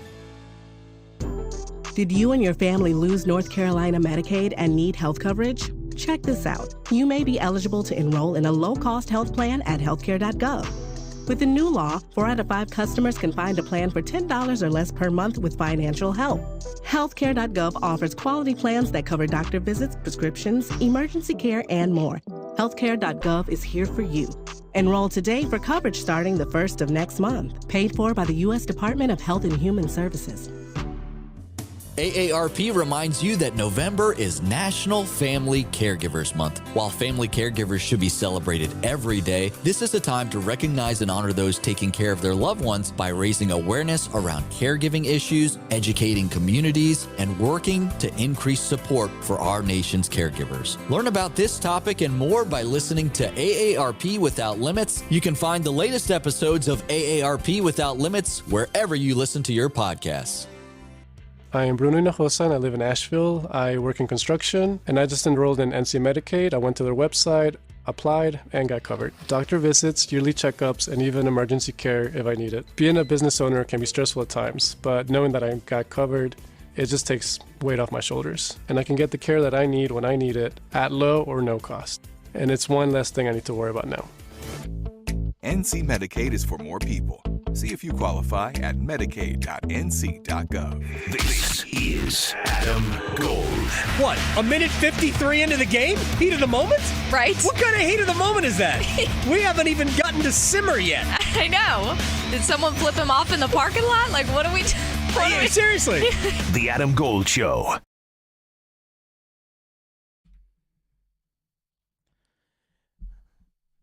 Victoria, what's your favorite part of Thanksgiving meal? Like, what's your favorite part of the meal? Or I say, what's your favorite cut of the turkey? Ooh, see, that's a good question. There's usually, I know people typically go with the dark meat, but there's a spot if the white meat is juicy, it's really good. I like all of it. I like to make a whole little contraption. It's great. To me, the turkey breast is best like next day if you're maybe making a sandwich or something like that. I think that's the best. But I just give me the turkey leg. Yeah, Give me that you can't turkey go leg. wrong. I mean, just grab that thing caveman style and just go at it. Can't go wrong. Yeah. Can't go wrong. And that's where we're gonna get into our Panthers paw print. Nice. So we're getting to the Panthers paw print. We're actually going to talk a little Carolina Panthers right now. For the Panthers paw print, this Sunday they take on the Tampa Bay Buccaneers. But you know what? With tomorrow being Thanksgiving, let's actually make comparisons. Carolina Panthers players as parts of your Thanksgiving meal. Turkey edition. Speaking of turkey, let's start right there. I know the stereotypical thing being like, well, the turkey's the main part of the dish, is the main thing. You know what? That's got to be your quarterback, right? No! For this Panthers team, it's that offensive line. All parts together, right? Mm-hmm. We have seen this offensive line, even through injuries, play amazingly this season. Yeah. Play absolutely awesome. I thought they were fantastic on Sunday. They gave Bryce Young a ton of time, especially against one of the best defenses in the NFL. Heck, even against the New York Giants, one of the best pass rushes in the NFL. Held their own. Actually, more than held their own. Gave Bryce Young plenty of time. So that's where we are. Turkey, it's the offensive line. Mm-hmm. I like it. I like it as well. Different parts dish. all working together. It's the main dish. It's the main dish. Some people need the skin. Some people don't like it. It all works together, though. But they all have different parts, right? Yep. All different parts that, again, all fit together. Mm-hmm. Mashed potatoes, my favorite side. My Is favorite it? side, when it comes to Thanksgiving, mashed potatoes are my favorite side. There you go. Chuba Hubbard. Mm-hmm. Mashed potatoes are reliable. Mm-hmm. It's reliable. It's a good driver. It really is. It's one of those things, you got to have it. It's a core piece of the plate. Mm-hmm. Chuba Hubbard, something you could build around. What about the stuffing, Victoria? Do you like stuffing in the turkey or you like stuffing outside? It really just depends on how people are making it and what they're That's putting right. in it. Mhm. Like, that's really the key. Because I like both kinds. Okay. Sometimes when it's in it, it gets a little too soggy. Sometimes. It's this other people's, but Sometimes a little too dry. sometimes It's a little bit on preference. Exactly. That's why the stuffing is Bryce Young. Yeah. That's why the stuffing is Bryce Young. Because not everyone, people like it in different ways. By the way, get the raisins out of here. Get the raisins out of the stuffing. Are people really putting raisins in their Or stuffing? people sometimes put dry cranberries. Oh, Get that out of no. here too. No. Get it out of here too. No. But again, it can be made a little bit different. Different for different people. Again, some people like to put the stuffing directly in the turkey. Mhm. Others don't. Mm-hmm. Some people like just to have the instant box stuff. Sure. No. You got to slow cook this thing right. Bryce Young. Stuffing. What about mac and cheese, Victoria? Ooh, that's mac and cheese is another core part. It's one of my faves. Right? One of your favorites. Mhm. Another core piece. Would Something that be you a build your... Thielen, potentially? I was actually thinking the wide receivers for the Panthers could be pie. But a core piece that has to be there. I know he's been injured this year. Derek Brown. Ah, yes. Derek Brown. Core piece. Because guess what? The cheese holds the noodles together. He probably holds also the likes macaroni mac and cheese. together. Mm-hmm. That's why I'm going to go with Derek Brown as the mac and cheese. I like it. Can't go against it. Yeah. What about the rolls? The rolls are a nice little added addition, nice little extra piece there. But you know what? If the roll's done right, if the roll's good, it's perfect. But if they're overcooked, they're too cooked, Yep. a little bit hard to work with, a little bit tougher to swallow. J.C. Horn. Makes sense. J.C. Horn. Because sometimes the rolls fall off the plate. Sometimes they do. Sometimes, you know what? J.C. You got to Horn set it gets to the hurt. side. Yeah, exactly. You know what? The roll's been pretty good so far this year. Yeah. Roll's been pretty good so far this year. Right. But sometimes you get the one that might be a little bit overcooked than the other. J.C. Horn. Yep. Your rolls. You mentioned Adam Thielen. Adam Thielen's old reliable, right? He is. I always think of, wide receivers as like the extra. They're the fun. They usually are the fun. Hey, you know what? We can spice this thing up however we want to. We can sweeten this thing up any way we want to. You know what? Depending on what you want or what you need at that time, you might go for a different type of pie. Old reliable. What's the number one pie at Thanksgiving, Victoria? I would say pumpkin. Bingo. Nice. Adam Thielen, pumpkin pie. Yes. With whipped cream. Okay. Sometimes you need it. Sometimes you don't. Sometimes you want it. Sometimes you don't. I like a little pie with my whipped cream. That's fair. That's totally fair. You know what? Sometimes you can't have too much of it, but when it's done just right and you have just enough of it, chocolate chess pie. Oh, yeah. Chocolate chess pie. Of course. Xavier Leggett, chocolate chess pie. I like that. Xavier Leggett, chocolate chess pie. Because here's the thing I'm starting to realize, I think, a little bit with Xavier Leggett. If you give him the ball 5-6 times, just enough, he can make some big plays. But when you try and maybe go a little bit too much, that's where things drop. That's where the tummy ache comes in, right? A little too much too soon. A little too much, but you know what? In the red zone, even just a quick bite of it, perfect. Like in the red zone, Xavier Leggett, chocolate chess pie. I like it. What about pecan pie? You big pecan pie person? I do love pecan, however you want to say it. However you pronounce all the it. which ways. I'm a fan. Some people aren't a big fan of that. They're not. Some They're people not. are allergic. Some people are allergic to it. But it's something that more people are going to like than most. It's, I think, where Jalen Coker actually comes in. Because Jalen Coker is a staple of Thanksgiving. Or I say pecan pie is a staple of Thanksgiving. Now, depending on who your audience is, much like the offense you're trying to run, that's where Jalen Coker comes in. Yep. Jalen Coker, good enough speed, not fast enough. He's not going to be your downfield streaker in terms of, I'm going to just burn past everybody, but he can be reliable to the right people and in the right situations. Yeah. Pecan pie, Jalen Coker. Yeah. I'm a big Jalen Coker fan. I'm not a pecan pie fan, but I love Jalen Coker. Nice. I'm a big fan of his. You know what? What's that? Jonathan Brooks, he could Yeah. be the green bean casserole. Ooh, okay. Because people try to say we don't need, and people is not me, say we don't need 2 running backs. But it's a nice I'm all for it. addition. It's a nice addition. I'm all for it. You may not need the green bean casserole, but it's a nice addition. It's a great addition to have. Yeah. Now, where the cranberries fall in on this one? I'm not a cranberry fan. I do love some cranberry sauce. Now, there's a difference. There's the kind that you plop out and it looks like the can. Yep.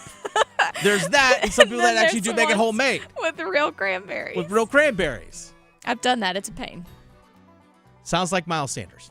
Yeah. Sounds like Miles Sanders. Yep. Hey, to some, at the right moment, for the right amount, hey, we've seen him pop off a couple 20-yard plus plays this season. Yeah. Whether it's like a jet sweep or even line up in the slot. We've seen that before, but you know what? Not everyone's taste, and kind of you end up wasting more than you use when it comes to cranberry sauce, I feel like. It's on the table. It's there. Yep. But don't necessarily think I like it. Yeah. And that's okay. To some, that's fine. To others, probably not so much. You know what? Maybe David Moore would be a deviled egg. Oh, okay. Because, again, it's a nice addition. It's a nice addition to have. When you show up, and you show up well, you show up big. Yeah. But guess what? Doesn't necessarily have to have it in order to complete my meal. I'm for it. Now, the big question, Victoria, is the gravy ties things together, right? Yes. The gravy. But hey, you know what? Gotta have it. You need one. Mm-hmm. JJ Jansen. JJ Jansen is the gravy. He's the personality, the fun, and he's been part of the organization for a long time. Yeah. Just like the gravy is. Give me JJ Jansen as the gravy. I thought you were going to say Dave Canales, No. meshing everything together. We're going players specifically on this one. Players specifically on this one. I know. If I said Dave Canales, I feel like he might be the sweet potato casserole. Because, he's sweet on the outside. He comes across as this, very nice guy, but maybe he's got some marshmallows with some crispiness. The, nuts, the candied nuts to make them crunchy. I don't know. Maybe. I say, now I'm thinking about it, who would be the sweet potato casserole? Because I generally have not had sweet potato casserole at my Thanksgiving meals going out. Because we're never big sweet potato fans. Mm-hmm. So who would be the sweet potato? I know. What's that? I've got it. Hit me. Eddie Pinheiro. Pinheiro. That's it. Let's go. Let's go, Eddie. Let's go, Eddie. The most accurate kicker in NFL history right now. Let's go, Eddie Pinheiro's sweet potato casserole. I love it. Yeah. That is, we're gonna wrap up the Panthers paw print right there. On that note, that's Panthers paw print. Amen. Panthers players as parts of Thanksgiving. Yes. Now I'm hungry. I know. I'm hungry as well. I'm hungry too. You know who else should be hungry? The Carolina Hurricanes tonight. They take on the New York Rangers. I'm excited for tonight's game at Lenovo Center. 7:00 game. On a scale of 1 to 10, in terms of importance and all that stuff for the Carolina Hurricanes, it's still early in the year. It's only game number 22. I'm going to put this one at a 9 because it's not late in the year trying to fight, truly for a playoff spot. Things are sometimes ramp up a little bit as the season progresses. But I'm going to give this one a 9 out of 10, Victoria. 9 out of 10. You got the New York Rangers, the team that knocked you out of the playoffs last year, coming into town. Divisional matchup. You just had an awesome third period against the Dallas Stars the other day. Big question going forward is, what's your goaltending situation going to look like? Now, by all accounts, it looks like Spencer Martin is going to be back in net for the Carolina Hurricanes tonight. They did not skate this morning. But, again, by all accounts, it looks like it is going to be Spencer Martin in goal. Now, injury update regarding the Carolina Hurricanes and their goaltending situation. This actually comes from Elliot Friedman, who works for Sportsnet.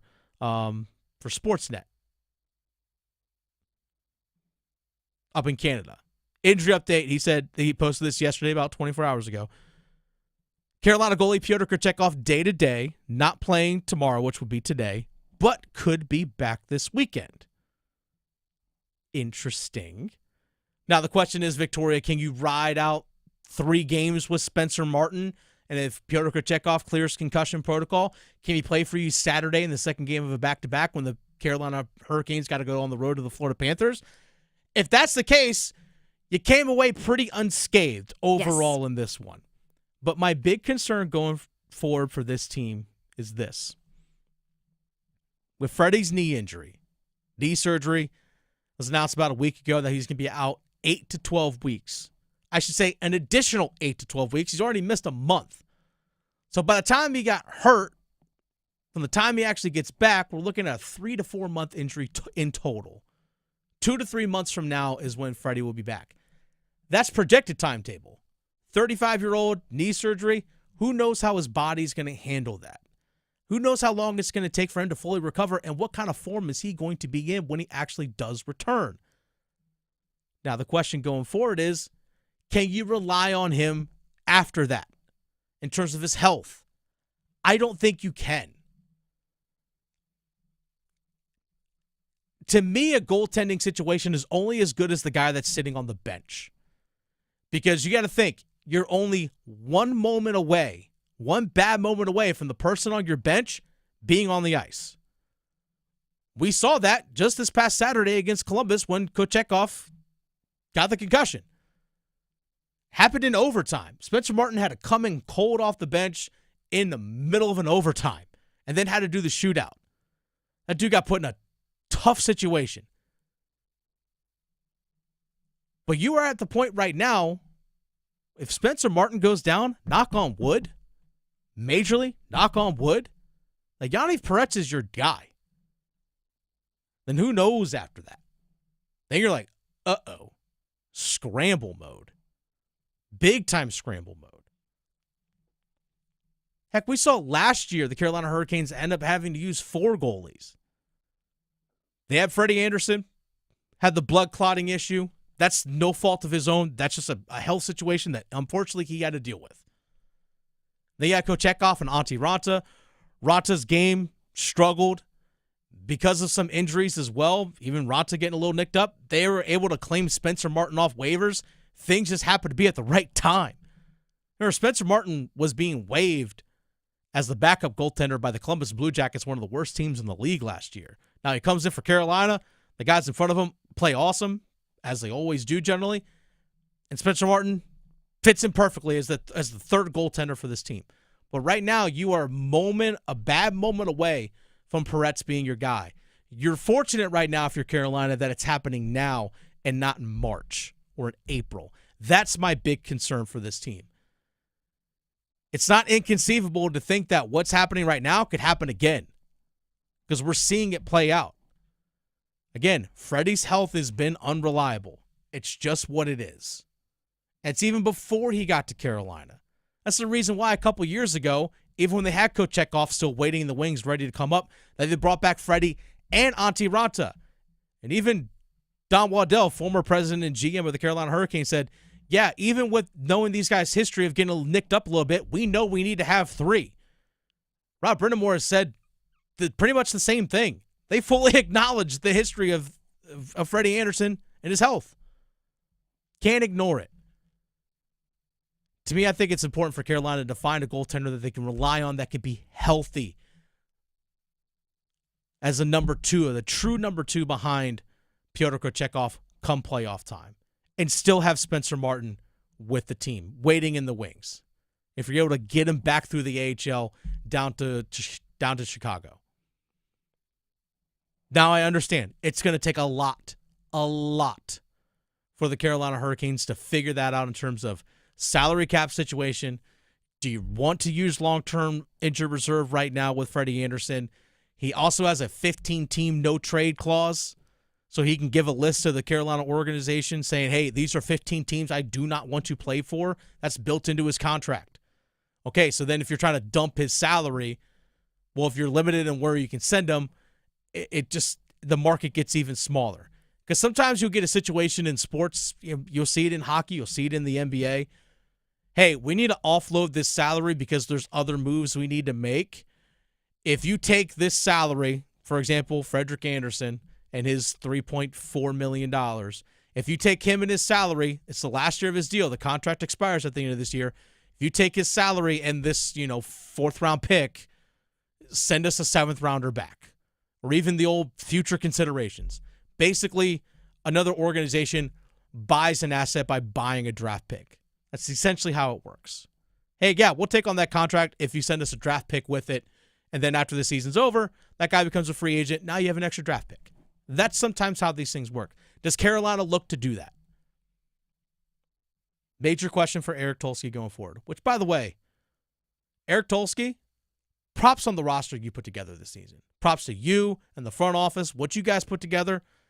It's a damn good hockey team here in Raleigh. Simple as that.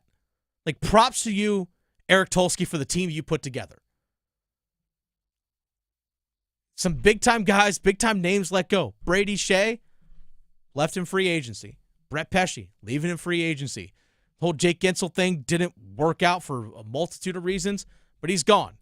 Stefan Nason, gone. Big-time players are part of your team. You let Teuvo Teravainen go as well. But yet here you are right now. Jack Roslovic is one of the top goal scorers in the NHL. Martin Necas is playing on a otherworldly level that we've never seen him play before. He is literally tied atop the league in points. Tied Victoria for the most points in the entire NHL with 35. With Nathan MacKinnon of Colorado. MacKinnon has played one more game. Now, I understand that Kirill Kaprizov has more points per game than Necas. No, not counting that. That's what we're going with. We're going Martin Necas leading the league in points. Because it's true. You also look at Dmitry Orlov and Jalen Chatfield. Dmitry Orlov, by the way, He's on a 5-game point streak, tied for the longest of his career. He also leads the NHL in plus minus at plus 20. Talk about league leaders. Plus 20. That defensive pair with him and Jalen Chatfield is tied for second best in the NHL, plus minus at plus 17. That's been their best defensive pair all season. Not even close. Do they have the most points together? No. Orlov has 3 goals, 10 assists, 13 points in 21 games. Not bad. Chatfield has 2 goals and 5 assists for 7 points in 21 games. But yet they're plus 20 and plus 17 respectively. Plus 20, best in the league. Plus 17, tied for second best in the league. This team that's been put together and assembled in Carolina is absolutely awesome. Rangers are a heck of a team as well. Jack Roslovic, who I mentioned a moment ago, one of the tops in the NHL with 12 goals scored this season. He's tied for 10th with guys like Nikita Kucherov, Mark Scheifele, Dylan Larkin, Braden Point, Artemi Panarin of the Rangers, who's coming in today, all have 12 goals this year. Now, Jack Roslovic only has 1 assist on the year, but hey, when other dudes are setting them up, you don't really need to do a whole lot in terms of passing the puck. We'll see where he plays tonight. Seth Jarvis, his second game back. We'll see what the lines look like tonight. Jack Roslovic was skating yesterday alongside Sebastian Aho and Seth Jarvis. We saw at different points of the game on Monday, things getting shuffled around, where we actually saw Jackson Blake, the rookie, one of the victorious picks for when we placed our bets to score a goal tonight. Plus 410. He was even skating up the top line with Aho and Jarvis. Jarvis being back provided a spark. It's going to be a fun night at Club Lenovo. It's the Adam Gold Show. Dennis Cox sitting in for Adam Gold today. By the way, if you missed any of the show, make sure you subscribe to the Best of the Adam Gold Show podcast. It's available wherever you get your podcasts. Also, 99.9 The Fan in Raleigh, North Carolina is the flagship station for the Adam Gold Show. If you go on YouTube, subscribe to their YouTube page, 99.9 The Fan. Subscribe there. You'll see clips from this show amongst a multitude of others, including a podcast I host called Panthers Playbook. Victoria, enjoy your Thanksgiving. Yeah, you and everyone listening. Until next time, we bid you adieu. Goodbye. Good night. Raleigh to Boone, Charlotte to Chapel Hill. Your Carolina is covered. Adam Gold on the North Carolina Sports Network. Hey, it's Adam Gold from my friends at FanDuel, America's #1 sportsbook, and in my right ear, somebody whispered to me that tomorrow is Thanksgiving. Oh boy, lots of football. 3 games tomorrow, then we got football on Black Friday, and then I've been told that also football will be played on Sunday this week. That's great. And new customers can bet $5